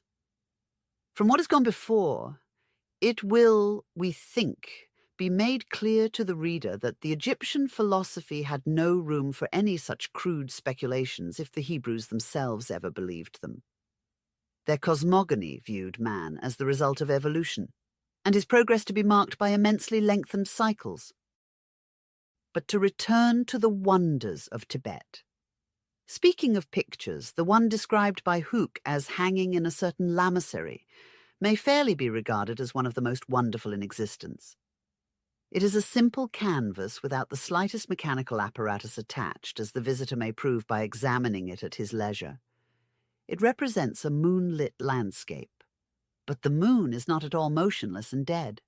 Quite the reverse, for according to the abbé, one would say that our moon herself, or at least her living double, lighted the picture. Each phase, each aspect, each movement of our satellite is repeated in her fac-simile, in the movement and progress of the moon in the sacred picture. You see this planet in the painting ride as a crescent, or full, shine brightly, pass behind the clouds, peep out or set, in a manner corresponding in the most extraordinary way with the real luminary. It is, in a word, a most servile and resplendent reproduction of the pale queen of the night, which received the adoration of so many people in the days of old. When we think of the astonishment that would inevitably be felt by one of our self-complacent academicians at seeing such a picture, and it is by no means the only one, for they have them in other parts of Tibet and Japan also, which represent the sun's movements. When we think, we say, of his embarrassment at knowing that if he ventured to tell the unvarnished truth to his colleagues, his fate would probably be like that of poor Hooke, and he flung out of the academical chair as a liar or a lunatic, we can help recalling the anecdote of Tycho Brahe, given by Humboldt in his Cosmos. One evening, says the great Danish astronomer, as, according to my usual habit, I was considering the celestial vault, to my indescribable amazement, I saw, close to the zenith, in Cassiopeia, a radiant star of extraordinary size. Struck with astonishment, I knew not whether I could believe my own eyes. Some time after that, I learned that in Germany, Cartman and other persons of the lower classes had repeatedly warned the scientists that a great apparition could be seen in the sky, which fact afforded both the press and public one more opportunity to indulge in their usual raillery against the men of science, who, in the cases of several antecedent comets, had not predicted their appearance. From the days of the earliest antiquity, the Brahmins were known to be possessed of wonderful knowledge in every kind of magic arts. From Pythagoras, the first philosopher who studied wisdom with the gymnosophists, and Plotinus, who was initiated into the mystery of uniting one's self with the deity through abstract contemplation, down to the modern adepts, it was well known that in the land of the Brahmins and Gautama Buddha, the sources of hidden wisdom are to be sought after. It is for future ages to discover this grand truth and accept it as such, whereas now it is degraded as a low superstition. What did anyone, even the greatest scientists, know of India, Tibet, and China until the last quarter of this century? That most untiring scholar, Max Müller, tells us that before then not a single original document of the Buddhist religion had been accessible to European philologists. That 50 years ago there was not a single scholar who could have translated a line of the Veda, a line of the Zend-Avesta, or a line of the Buddhist Tripitaka, let alone other dialects or languages. And even now, that science is in possession of various sacred texts. What they have are but very incomplete editions of these works, and nothing, positively nothing, of the secret sacred literature of Buddhism. And the little that our Sanskrit scholars have got hold of, and which at first was termed by Max Müller a dreary jungle of religious literature, the most excellent hiding place for lamas and Dalai Lamas, is now beginning to shed a faint light on the primitive darkness. We find this scholar stating that which appeared at the first glance into the labyrinth of the religions of the world, all darkness, self-deceit, and vanity, begin to assume another form. It sounds, he writes, like a degradation of the very name of religion, to apply it to the wild ravings of Hindu yogins and the blank blasphemies of Chinese Buddhists. But as we slowly and patiently wend our way through the dreary prisons, our own eyes seem to expand, and we perceive a glimmer of light where all was darkness at first. As an illustration of how little even the generation which directly preceded our own was competent to judge the religions and beliefs of the several 100 million Buddhists, Brahmins, and Parsis, let the student consult the advertisement of a scientific work published in 1828 by a Professor Dunbar, the first scholar who has undertaken to demonstrate that the Sanskrit is derived from the Greek. It appeared under the following title: An Inquiry into the Structure and Affinity of the Greek and Latin Languages, with occasional comparisons of the Sanskrit and Gothic, with an appendix in which the derivation of the Sanskrit from the Greek is endeavoured to be established. By George Dunbar, FRSE, and Professor of Greek in the University of Edinburgh. Price, 18 shillings. Had Max Müller happened to fall from the sky at that time among the scholars of the day, and with his present knowledge we would like to have compiled the epithets which would have been bestowed by the learned academicians upon the daring innovator. One who, classifying languages genealogically, says that Sanskrit, as compared to Greek and Latin, is an elder sister. The earliest deposit of Aryan speech. And so we may naturally expect that in 1976 the same criticisms will be justly applied to many a scientific discovery now deemed conclusive and final by our scholars. That which is now termed the superstitious verbiage and gibberish of mere heathens and savages, composed many thousands of years ago, may be found to contain the master key to all religious systems. The cautious sentence of St. Augustine, a favourite name in Max Müller's lectures, which says that there is no false religion which does not contain some elements of truth, may yet be triumphantly proved correct. The more so as, far from being original with the Bishop of Hippo, it was borrowed by him from the works of Ammonius Saccas, the great Alexandrian teacher.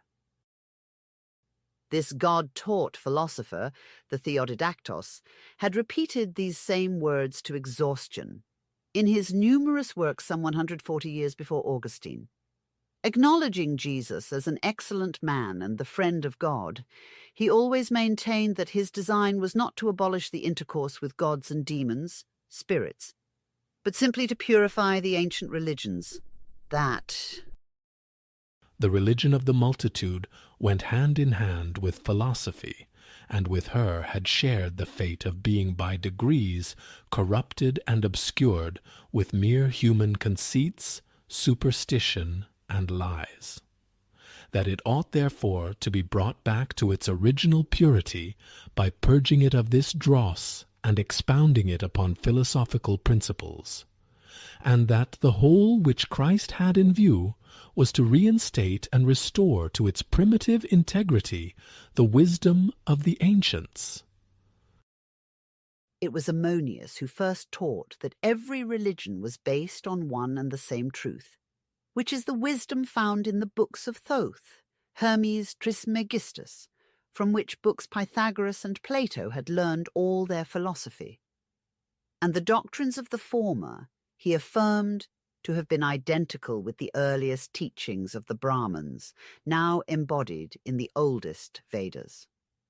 The name Thoth, says Professor Wilder, means a college or assembly, and it is not improbable that the books were so named as being the collected oracles and doctrines of the sacerdotal fraternity of Memphis. Rabbi Wise had suggested a similar hypothesis in relation to the divine utterances recorded in the Hebrew scripture, but the Indian writers assert that during the reign of King Kansa, Yadus, Judeans, or sacred tribe, left India and migrated to the west, carrying the 4 Vedas with them. There was certainly a great resemblance between the philosophical doctrines and religious customs of the Egyptians and Eastern Buddhists, but whether the Hermetic books and the 4 Vedas were identical is not now known. But one thing is certainly known, and that is that before the word philosopher was first pronounced by Pythagoras at the court of the king of the Philasians, the secret doctrine or wisdom was identical in every country. Therefore, it is in the oldest texts, those least polluted by subsequent forgeries, that we have to look for the truth. And now that philology has possessed itself of Sanskrit texts, which may be boldly affirmed to be documents by far antedating the Mosaic Bible, it is the duty of the scholars to present the world with truth, and nothing but the truth. Without regard to either skeptical or theological prejudice, they are bound to impartially examine both documents, the oldest Vedas and the Old Testament, and then decide which of the two is the original Sruti or revelation and which but the Smriti, which, as Max Müller shows, only means recollection or tradition. Origen writes that the Brahmins were always famous for the wonderful cures which they performed by certain words.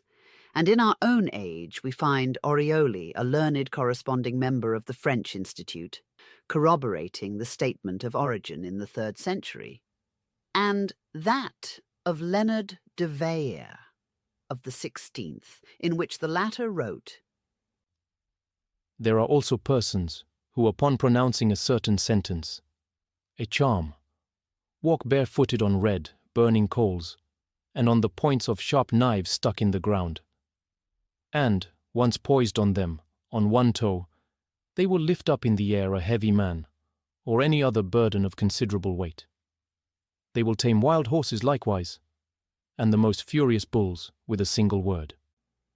This word is to be found in the mantras of the Sanskrit Vedas, say some adepts. It is for the philologists to decide for themselves whether there is such a word in the Vedas. So far as human evidence goes, it would seem that such magic words do exist. It appears that the Reverend Fathers of the Order of Jesuits have picked up many such tricks in their missionary travels. Baldinger gives them full credit for it. The champing, a Hindu word, from which the modern word shampooing is derived, is a well-known magical manipulation in the East Indies. The native sorcerers use it with success to the present day, and it is from them that the Father Jesuits derived their wisdom.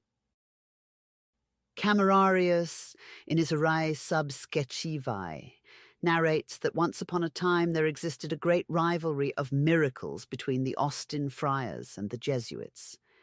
A disputation having taken place between the Father General of the Austin friars, who was very learned, and the General of the Jesuits, who was very unlearned but full of magical knowledge, the latter proposed to settle the question by trying their subordinates and finding out which of them would be the readiest to obey his superiors. Thereupon, turning to one of his Jesuits, he said, Brother Mark, our companions are cold. I command you, in virtue of the holy obedience you have sworn to me, to bring here instantly out of the kitchen fire, and in your hands some burning coals, that they may warm themselves over your hands. Father Mark instantly obeyed, and brought in both his hands a supply of red burning coals, and held them till the company present had all warmed themselves, after which he took them back to the kitchen hearth. The General of the Austin Friars found himself crestfallen, for none of his subordinates would obey him so far as that. The triumph of the Jesuits was thus accomplished. If the above is looked upon as an anecdote unworthy of credence, we will inquire of the reader what we must think of some modern mediums who perform the same while entranced. The testimony of several highly respectable and trustworthy witnesses, such as Lord Adair and Mr. Esky Hall, is unimpeachable. Spirits, the spiritualist will argue, perhaps so, in the case of American and English fireproof mediums, but not so in Tibet and India. In the West, a sensitive has to be entranced before being rendered invulnerable by the presiding guides, and we defy any medium in his or her normal physical state to bury the arms to the elbows in glowing coals. But in the East, whether the performer be a holy lama or a mercenary sorcerer, the latter class being generally termed jugglers, he needs no preparation or abnormal state to be able to handle fire, red-hot pieces of iron, or melted lead.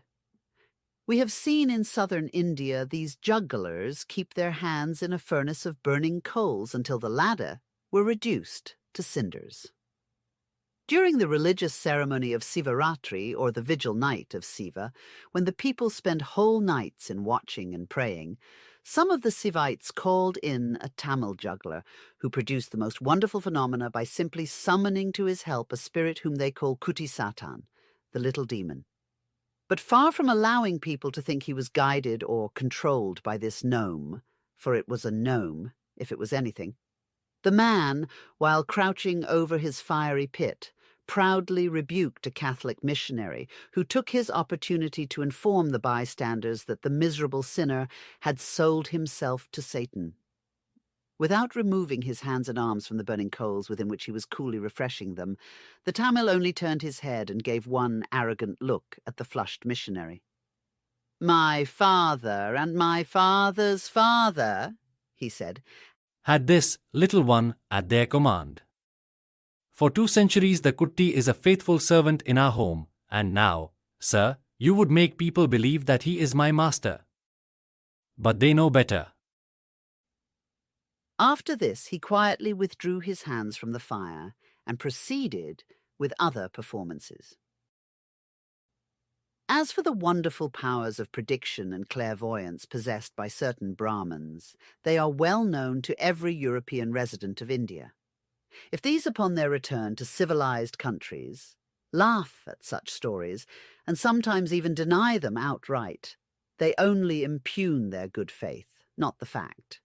These Brahmins live principally in sacred villages and secluded places, principally on the western coast of India. They avoid populated cities, and especially Europeans, and it is but rarely that the latter can succeed in making themselves intimate with the seers. It is generally thought that the circumstance is due to their religious observance of the caste. But we are firmly convinced that in many cases this is not so. Years, perhaps centuries, will roll away before the real reason is ascertained. As to the lower castes, some of which are termed by the missionaries devil worshippers, notwithstanding the pious efforts on the part of the Catholic missionaries to spread in Europe heart-rending reports of the misery of these people sold to the arch-enemy. And like efforts perhaps only a trifle less ridiculous and absurd of Protestant missionaries, the word devil, in the sense understood by Christians, is a non-entity for them. They believe in good and bad spirits, but they neither worship nor dread the devil. Their worship is simply a ceremonial precaution against terrestrial and human spirits, whom they dread far more than the millions of elementals of various forms. They use all kinds of music, incense, and perfumes in their efforts to drive away the bad spirits, the elementary. In this case, they are no more to be ridiculed than the well-known scientist, a firm spiritualist, who suggested the keeping of vitriol and powdered nitre in the room to keep away unpleasant spirits. And no more than he are they wrong in so doing. For the experience of their ancestors, extending over many thousands of years, has taught them how to proceed against this vile, spiritual horde. That they are human spirits is shown by the fact that very often they try to humour and propitiate the larvae of their own daughters and relatives, when they have reason to suspect that the latter did not die in the odour of sanctity and chastity. Such spirits they name cani, bad virgins. The case was noticed by several missionaries, Reverend E. Lewis, among others. But these pious gentlemen usually insist upon it that they worship devils, whereas they do nothing of the sort, for they merely try to remain on good terms with them in order to be left unmolested. They offer them cakes and fruit and various kinds of food which they liked while alive. For many of them have experienced the wickedness of these returning dead ones, whose persecutions are sometimes dreadful. On this principle, likewise, they act toward the spirits of all wicked men. They leave on their tombs, if they were buried, or near the place where their remains were burnt, food and liquors, with the object of keeping them near these places, and with the idea that these vampires will be prevented thereby from returning to their homes. This is no worship. It is rather a spiritualism of a practical sort. Until 1861, there prevailed a custom among the Hindus of mutilating the feet of executed murderers under the firm belief that thereby the disembodied soul would be prevented from wandering and doing more mischief. Subsequently, they were prohibited by the police from continuing the practice. Another good reason why the Hindus should not worship the devil is that they have no word to convey such a meaning. They call these spirits putam, which answers rather to our spook or malicious imp. Another expression they use is pe and the Sanskrit pisasu, both meaning ghosts or returning ones, perhaps goblins in some cases. The putam are the most terrible, for they are literally haunting spooks who return on earth to torment the living. They are believed to visit generally the places where their bodies were burnt. The fire or Siva spirits are identical with the Rosicrucian gnomes and salamanders, for they are pictured as dwarfs of a fiery appearance living in earth and fire. The Celanese demon, called Dewel, is a stout, smiling female figure with a white Elizabethan frill around the neck and a red jacket. As Dr. Wharton justly observes, there is no character more strictly oriental than the dragons of romance and fiction. They are intermixed with every tradition of early date and of themselves, confer a species of illustrative evidence of origin. In no writings are these characters more marked than in the details of Buddhism.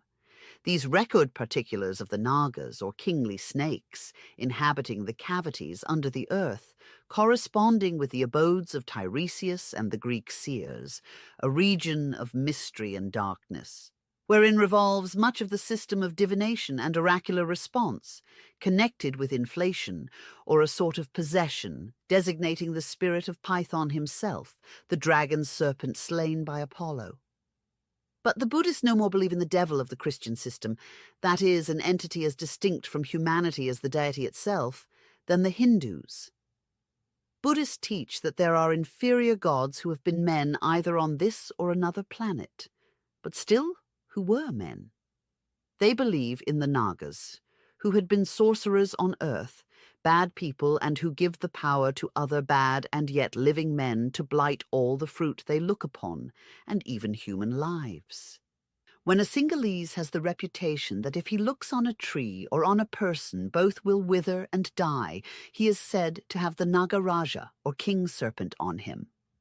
The whole endless catalogue of bad spirits are not devils, in the sense the Christian clergy wants us to understand, but merely spiritually incarnated sins, crimes, and human thoughts, if we may so express it. The blue, green, yellow, and purple god-demons, like the inferior gods of Jugandhra, are more of the kind of presiding genii, and many are as good and beneficent as the gnat deities themselves, although the gnats reckon in their numbers giants, evil genii, and the like, which inhabit the desert of Mount Jugandhare. The true doctrine of Buddha says that the demons, when nature produced the sun, moon, and stars, were human beings, but on account of their sins, they fell from the state of felicity. If they commit greater sins, they suffer greater punishments, and condemned men are reckoned by them among the devils, while on the contrary, demons who die, elemental spirits, and are born or incarnated as men, and commit no more sin, can arrive at the state of celestial felicity. Which is a demonstration, remarks Edward Upham in his History and Doctrine of Buddhism, that all beings, divine as well as human, are subject to the laws of transmigration, which are operative on all, according to a scale of moral deeds. This faith, then, is a complete test of a code of moral enactments and motives applied to the regulation and government of man, an experiment, he adds, which renders the study of Buddhism an important and curious subject for the philosopher. The Hindus believe, as firmly as the Serbians or Hungarians, in vampires. Furthermore, their doctrine is that of Picryl, the famous French spiritist and mesmerizer, whose school flourished some dozen years ago. The fact of a spectre returning to suck human blood, says this doctor, is not so inexplicable as it seems. And here we appeal to the spiritualists who admit the phenomenon of bicorporeity, or soul duplication. The hands which we have pressed. These materialized limbs, so palpable, prove clearly how much is possible for astral spectres under favorable conditions. The honorable physician expresses the theory of the Kabbalists. The CHASM are the lowest of the spiritual orders. Maimonides, who tells us that his countrymen were obliged to maintain an intimate intercourse with their departed ones, describes the feast of blood they held on such occasions. They dug a hole, and fresh blood was poured in, over which was placed a table, after which the spirits came and answered all their questions. Picryl, whose doctrine was founded on that of the Theurgists, exhibits a warm indignation against the superstition of the clergy, which requires, whenever a corpse is suspected of vampirism, that a stake should be driven through the heart. So long as the astral form is not entirely liberated from the body, there's a liability that it may be forced by magnetic attraction to re-enter it. Sometimes it will be only halfway out, when the corpse, which presents the appearance of death, is buried. In such cases, the terrified astral soul violently re-enters its casket, and then one of two things happens. Either the unhappy victim will writhe in the agonizing torture of suffocation, or, if he had been grossly material, he becomes a vampire. The bicorporeal life begins, and these unfortunate buried cataleptics sustain their miserable lives by having their astral bodies rob the lifeblood from living persons. The ethereal form can go wherever it pleases, and so long as it does not break the link which attaches it to the body, it is at liberty to wander about, either visible or invisible, and feed on human victims. According to all appearance, this spirit then transmits through a mysterious and invisible cord of connection, which perhaps someday may be explained. The results of the suction to the material body which lies inert at the bottom of the tomb, aiding it in a manner to perpetuate the state of catalepsy. Brière de Boismont gives a number of such cases fully authenticated, which he is pleased to term hallucinations. A recent inquest, says a French paper, has established that in 1871, 2 corpses were submitted to the infamous treatment of popular superstition at the instigation of the clergy. O blind prejudice! But Dr. Pierrat, quoted by Desmousseaux, who stoutly adheres to vampirism, exclaims, "Blind, you say? Yes, blind, as much as you like. But whence sprang these prejudices? Why are they perpetuated in all ages and in so many countries? After a crowd of facts of vampirism so often proved, should we say that there are no more, and that they never had a foundation? Nothing comes of nothing. Every belief, every custom springs from facts and causes which gave it birth. If one had never seen appear, in the bosom of families of certain countries, beings clothing themselves in the shape of the familiar dead, coming thus to suck the blood of one or of several persons, and if the death of the victims by emaciation had not followed, they would never have gone to disinter the corpses in cemeteries. We would never have had attested the incredible fact of persons buried for several years being found with the corpse soft, flexible, the eyes open, with rosy complexions, the mouth and nose full of blood, and of the blood running in torrents under blows, from wounds, and when decapitated. One of the most important examples of vampirism figures in the private letters of the philosopher, the Marquis d'Argens, and in the Revue Britannique for March 1837, the English traveller Pashley describes some that came under his notice in the island of Candia. Dr. Joe Bard, the anti-Catholic and anti-spiritual Belgian savant, testifies to similar experiences. "I will not examine," wrote the Bishop d'Avranches Huet, "whether the facts of vampirism, which are constantly being reported, are true, or the fruit of a popular error. But it is certain that they are testified to by so many authors, able and trustworthy, and by so many eyewitnesses, that no one ought to decide upon the question without a good deal of caution." The Chevalier, who went to great pains to collect materials for his demonological theory, brings the most thrilling instances to prove that all such cases are produced by the devil, who uses graveyard corpses with which to clothe himself, and roams at night sucking people's blood. Methinks we could do very well without bringing this dusky personage upon the scene. If we are to believe at all in the return of spirits, there are plenty of wicked sensualists, misers, and sinners of other descriptions, especially suicides, who could have rivaled the devil himself in malice in his best days. It is quite enough to be actually forced to believe in what we do see and know to be a fact, namely spirits, without adding to our pantheon of ghosts the devil, whom nobody ever saw. Still, there are interesting particulars to be gathered in relation to vampirism, since belief in this phenomenon has existed in all countries, from the remotest ages. The Slavonian nations, the Greeks, the Wallachians, and the Servians would rather doubt the existence of their enemies, the Turks, than the fact that there are vampires. The Brucolac, or Vordelak, as the latter are called, are but too familiar guests at the Slavonian fireside.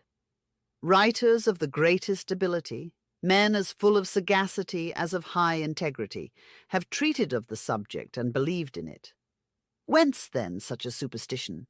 Whence that unanimous credence throughout the ages, and whence that identity in details and similarity of description as to that one particular phenomenon which we find in the testimony, generally sworn evidence, of peoples foreign to each other and differing widely in matters concerning other superstitions. There are, says Dom Calmet, a sceptical Benedictine monk of the last century, 2 different ways to destroy the belief in these pretended ghosts. The first would be to explain the prodigies of vampirism by physical causes. The second way is to deny totally the truth of all such stories, and the latter plan would be undoubtedly the most certain, as the most wise. The first way, that of explaining it by physical though occult causes, is the one adopted by the Pierart school of mesmerism. It is certainly not the spiritualists who have a right to doubt the plausibility of this explanation. The second plan is that adopted by scientists and skeptics. They deny point blank. As de Musso remarks, there is no better or surer way, and none exacts less of either philosophy or science. The spectre of a village herdsman near Kodom in Bavaria began appearing to several inhabitants of the place, and either in consequence of their fright or some other cause, every one of them died during the following week. Driven to despair, the peasants disinterred the corpse and pinned it to the ground with a long stake. The same night he appeared again, plunging people into convulsions of fright and suffocating several of them.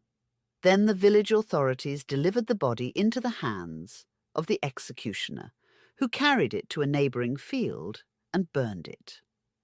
The corpse, says de Musso, quoting Dom Calmet, howled like a madman, kicking and tearing as if he had been alive. When he was run through again with sharp-pointed stakes, he uttered piercing cries and vomited masses of crimson blood. The apparitions of this spectre ceased only after the corpse had been reduced to ashes. Officers of justice visited the places said to be so haunted. The bodies were exhumed, and in nearly every case it was observed that the corpse suspected of vampirism looked healthy and rosy, and the flesh was in no way decaying. The objects which had belonged to these ghosts were observed moving about the house without anyone touching them. But the legal authorities generally refused to resort to cremation and beheading before they had observed the strictest rules of legal procedure. Witnesses were summoned to appear, and evidence was heard and carefully weighed. After that, the exhumed corpses were examined, and if they exhibited the unequivocal and characteristic signs of vampirism, they were handed over to the executioner. But, argues Dom Calmet, the principal difficulty consists in learning how these vampires can quit their tombs, and how they re-enter them, without appearing to have disturbed the earth in the least. How is it that they are seen with their usual clothing? How can they go about, and walk, and eat? If this is all imagination on the part of those who believe themselves molested by such vampires, how happens it that the accused ghosts are subsequently found in their graves, exhibiting no signs of decay, full of blood, supple and fresh? How explain the cause of their feet found muddy and covered with dirt on the day following the night they had appeared, and frightened their neighbours, while nothing of the sort was ever found on other corpses buried in the same cemetery? How is it again that once burned they never reappear? And that these cases should happen so often in this country that it is found impossible to cure people from this prejudice? For, instead of being destroyed, daily experience only fortifies the superstition in the people and increases belief in it. There is a phenomenon in nature unknown and therefore rejected by physiology and psychology in our age of unbelief. This phenomenon is a state of half-death. Virtually, the body is dead, and in cases of persons in whom matter does not predominate over spirit and wickedness, not so great as to destroy spirituality, if left alone, Their astral soul will disengage itself by gradual efforts, and when the last link is broken, it finds itself separated forever from its earthly body. Equal magnetic polarity will violently repulse the ethereal man from the decaying organic mass. The whole difficulty lies in that one.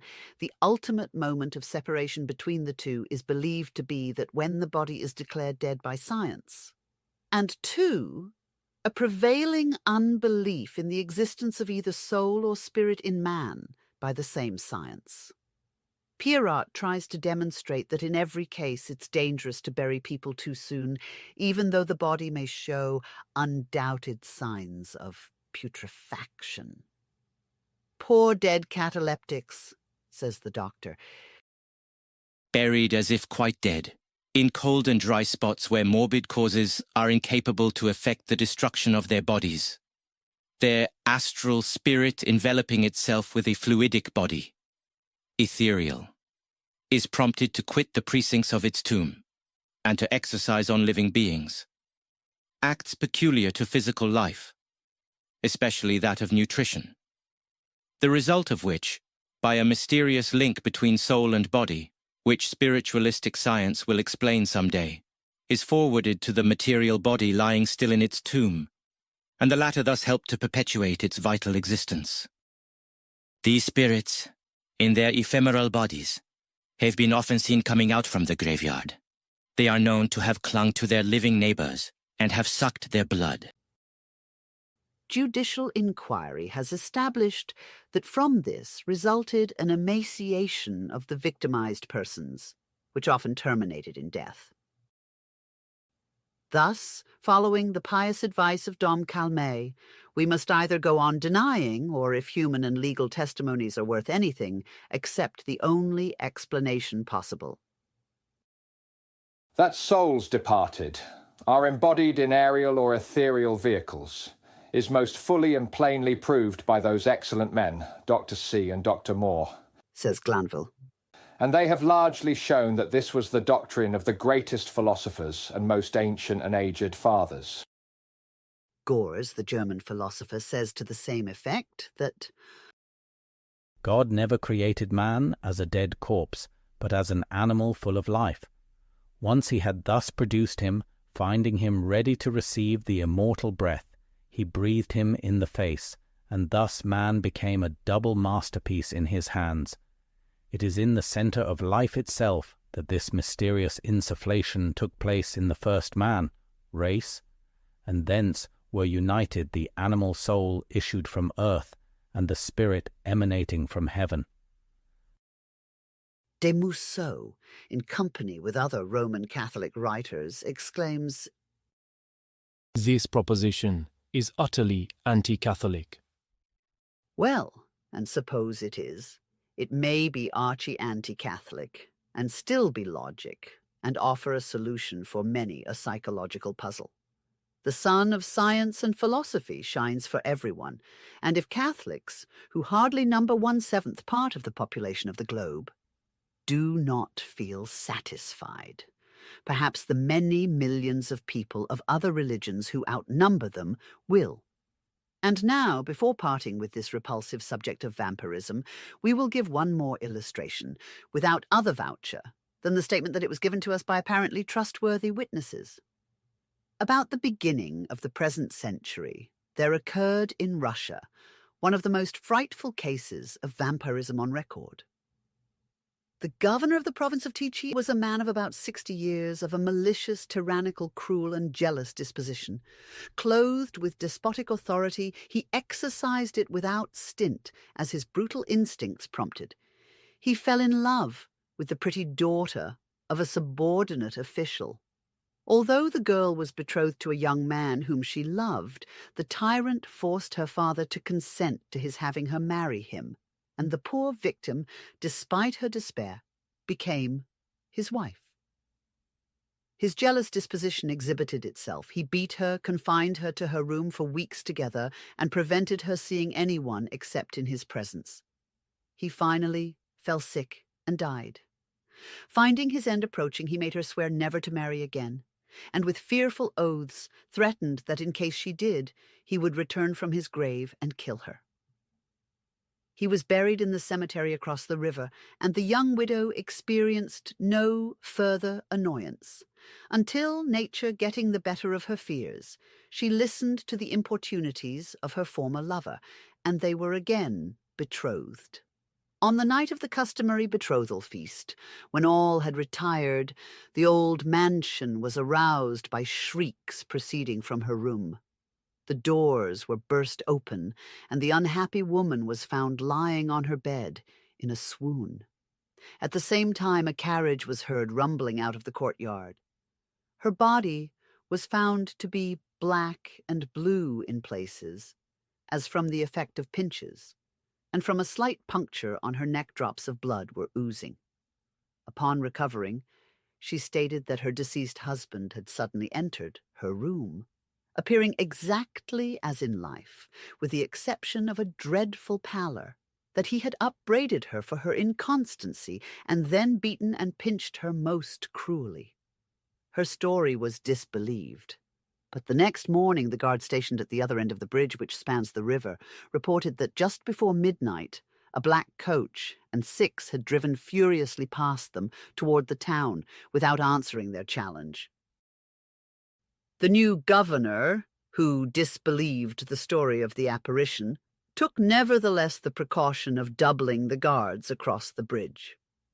The same thing happened, however, night after night, the soldiers declaring that the toll bar at their station near the bridge would rise of itself, and the spectral equipage sweep by them despite their efforts to stop it. At the same time, every night the coach would rumble into the courtyard of the house. The watchers, including the widow's family and the servants, would be thrown into a heavy sleep, and every morning the young victim would be found bruised, bleeding, and swooning as before. The town was thrown into consternation. The physicians had no explanations to offer. Priests came to pass the night in prayer, but as midnight approached, all would be seized with the terrible lethargy. Finally, the Archbishop of the province came and performed the ceremony of exorcism in person. But the following morning the governor's widow was found worse than ever. She was now brought to death's door. The governor was finally driven to take the severest measures to stop the ever-increasing panic in the town. He stationed 50 Cossacks along the bridge, with orders to stop the spectre carriage at all hazards. Promptly at the usual hour, it was heard and seen approaching from the direction of the cemetery. The officer of the guard and a priest bearing a crucifix planted themselves in front of the toll bar, and together shouted, "In the name of God and the Tsar, who goes there?" Out of the coach window was thrust a well-remembered head, and a familiar voice responded, "The Privy Councillor of State and Governor, see." At the same moment, the officer, the priest, and the soldiers were flung aside as by an electric shock, and the ghostly equipage passed by them before they could recover breath. The Archbishop then resolved, as a last expedient, to resort to the time-honoured plan of exhuming the body and pinning it to the earth with an oaken stake driven through its heart. This was done with great religious ceremony in the presence of the whole populace.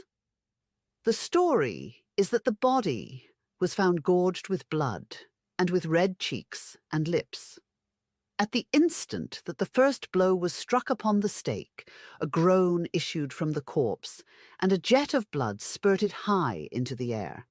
The Archbishop pronounced the usual exorcism. The body was reinterred, and from that time no more was heard of the vampire. How far the facts of this case may have been exaggerated by tradition, we cannot say. But we had it years ago from an eyewitness, and at the present day there are families in Russia whose elder members will recall the dreadful tale. As to the statement found in medical books that there are frequent cases of inhumation while the subjects are but in a cataleptic state, and the persistent denials of specialists that such things happen except very rarely, we have but to turn to the daily press of every country to find the horrid fact substantiated. The Reverend H.R. Howis, M.A., author of Ashes to Ashes, enumerates in his work, written in advocacy of cremation, some very distressing cases of premature burial. On page 46 occurs the following dialogue. But do you know of many cases of premature burial? Undoubtedly I do. I will not say that in our temperate climate they are frequent, but they do occur. Hardly a graveyard is opened but coffins are found containing bodies not only turned but skeletons contorted in the last hopeless struggle for life underground.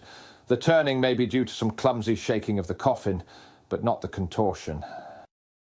After this he proceeds to give the following recent cases. At Bergerac, Dordogne, in 1842, the patient took a sleeping draught, but he woke not. They bled him, and he woke not. At last they declared him to be dead and buried him. After a few days, remembering the sleeping draught, they opened the grave. The body had turned and struggled. The Sunday Times, December 30th, 1838, relates that at Tonneins, Lower Garonne, a man was buried when an indistinct noise proceeded from the coffin. The reckless grave digger fled. The coffin was hauled up and burst open. A face stiffened in terror and despair, a torn winding sheet, contorted limbs told the sad truth. Too late.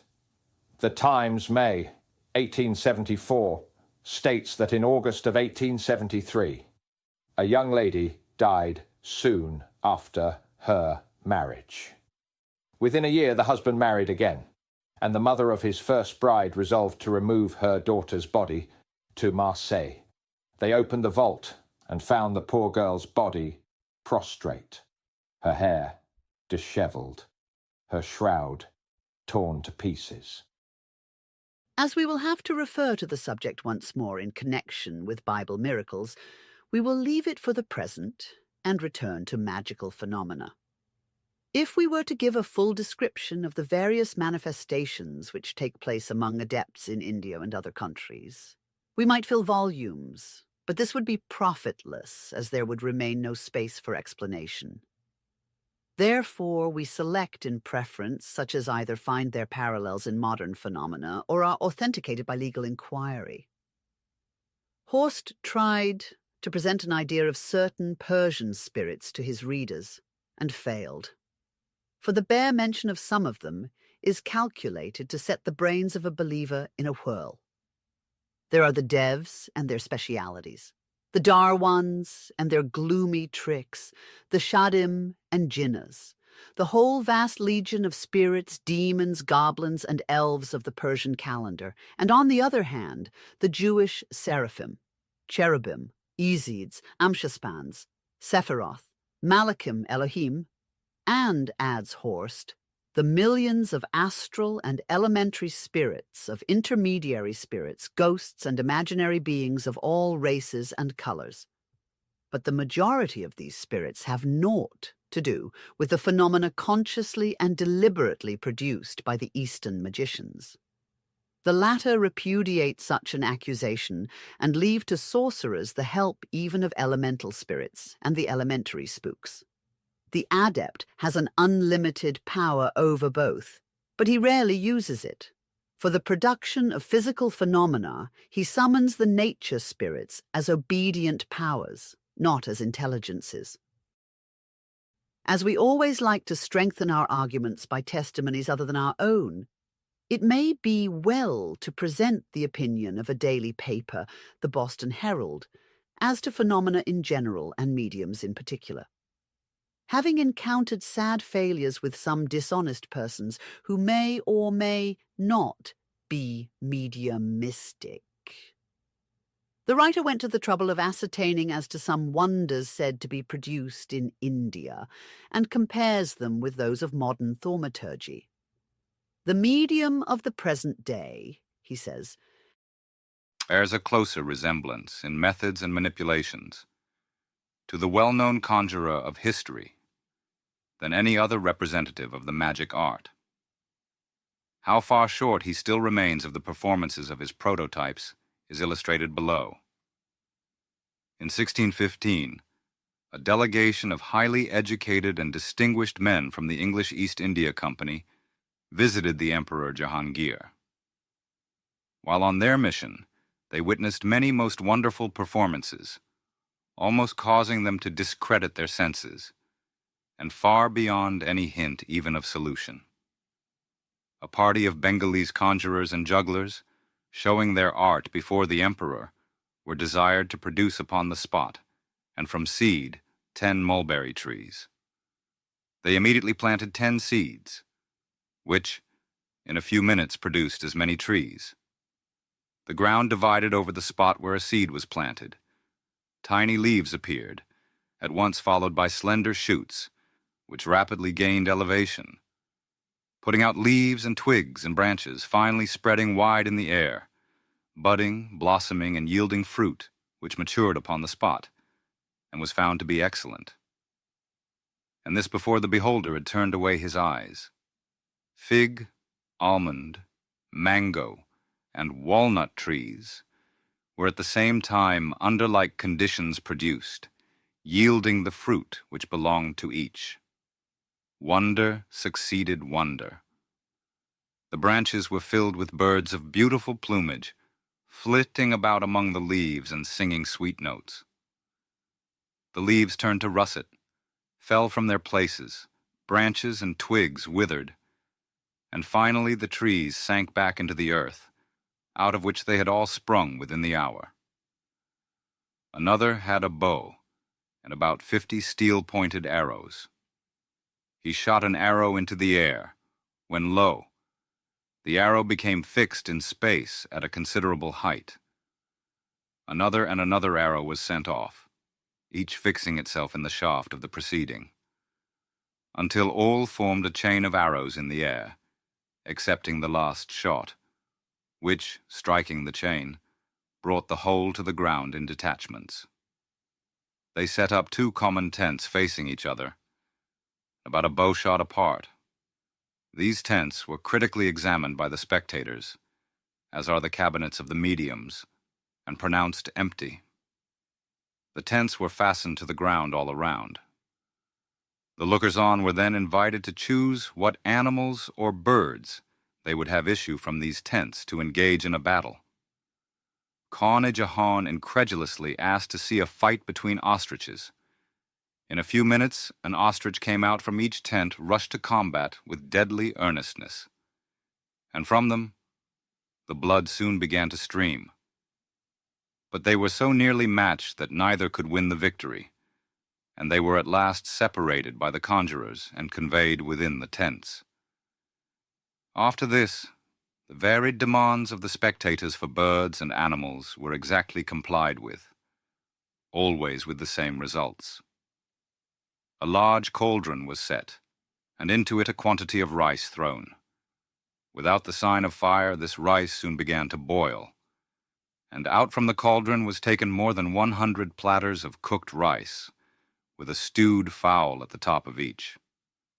This trick is performed on a smaller scale by the most ordinary fakirs of the present day. But space fails to give opportunity for illustrating, from the records of the past, how the miserably tame performances, by comparison, of the mediums of the present day were pale and overshadowed by those of other days, and more adroit peoples. There is not a wonderful feature in any of the so-called phenomena or manifestations which was not, nay, which is not now more than duplicated by other skillful performers, whose connection with earth, and earth alone, is too evident to be doubted, even if the fact was not supported by their own testimony. It is an error to say that fakirs or jugglers will always claim that they are helped by spirits. In quasi-religious evocations, such as Jacoliot's Govindasamy, is described to have produced before this French gentleman when the parties desire to see real spiritual manifestations. They will resort to Pitris, their disembodied ancestors and other pure spirits. These they can evoke, but through prayer. As to all other phenomena, they are produced by the magician and fakir at will. Notwithstanding the state of apparent abjectness in which the latter lives, he is often an initiate of the temples and is as well acquainted with occultism as his richer brethren. The Chaldeans, whom Cicero counts among the oldest magicians, place the basis of all magic in the inner powers of man's soul and by the discernment of magic properties in plants, minerals, and animals. By the aid of these, they performed the most wonderful miracles. Magic, with them, was synonymous with religion and science. It is but later that the religious myths of the Magdean dualism, disfigured by Christian theology and euhemerized by certain fathers of the Church, assumed the disgusting shape in which we find them expounded by such Catholic writers as de Musseau. The objective reality of the medieval incubus and succubus, that abominable superstition of the Middle Ages which cost so many human lives, advocated by the author in a whole volume, is the monstrous production of religious fanaticism and epilepsy. It can have no objective form, and to attribute its effects to the devil is blasphemy, implying that God, after creating Satan, would allow him to adopt such a course.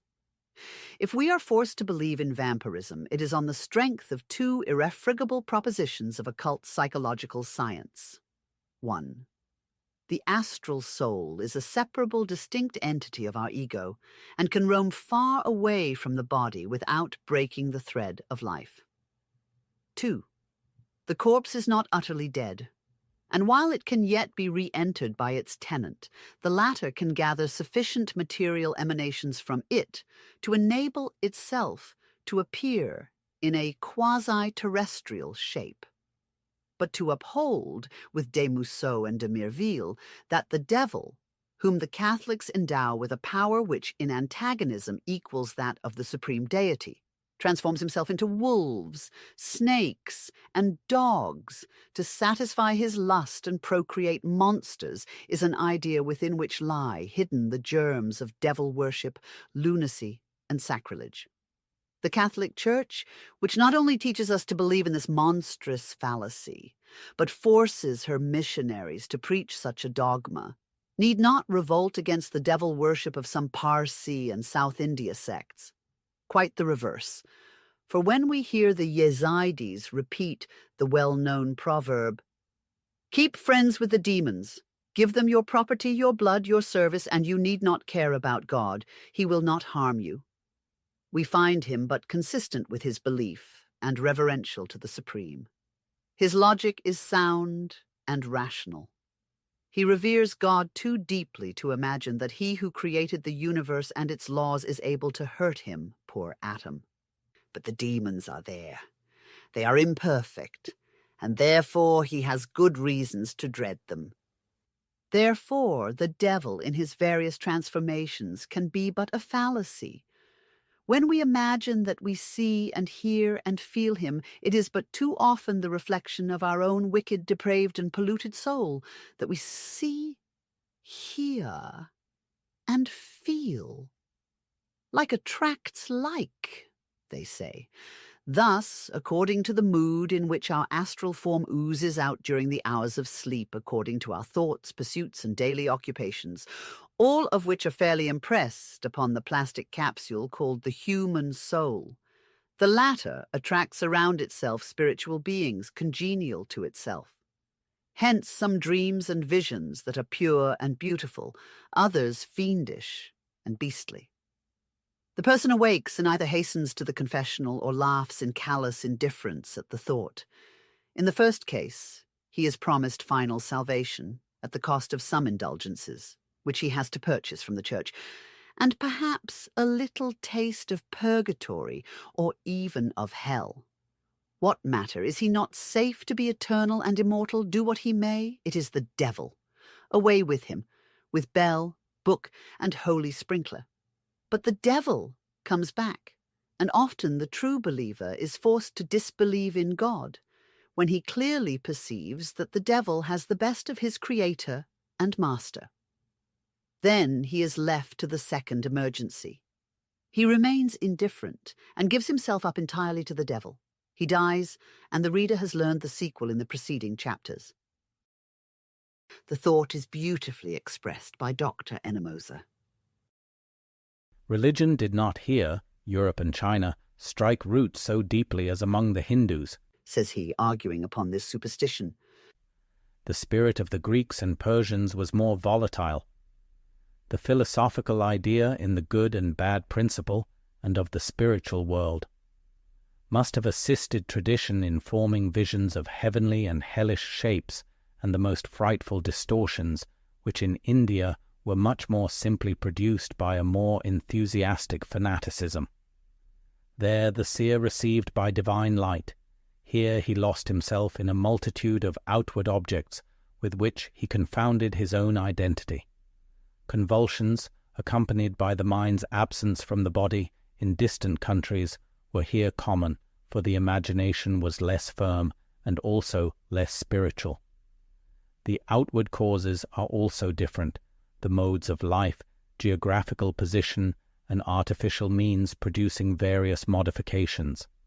The mode of life in Western countries has always been very variable, and therefore disturbs and distorts the occupation of the senses, and the outward life is therefore reflected upon the inner dream world. The spirits, therefore, are of endless varieties of shape, and incline men to gratify their passions, showing them the means of so doing, and descending even to the minutest particulars, which was so far below the elevated natures of Indian seers. Let the student of occult sciences make his own nature as pure and his thoughts as elevated as those of these Indian seers, and he may sleep unmolested by vampire, incubus, or succubus. Around the insensible form of such a sleeper, the immortal spirit sheds a power divine that protects it from evil approaches, as though it were a crystal wall. Haec murus aneus esto, nil conscire sibi, nulla palascere culpa. Let this be your wall of bronze, to be conscious of no guilt, to turn pale at no fault,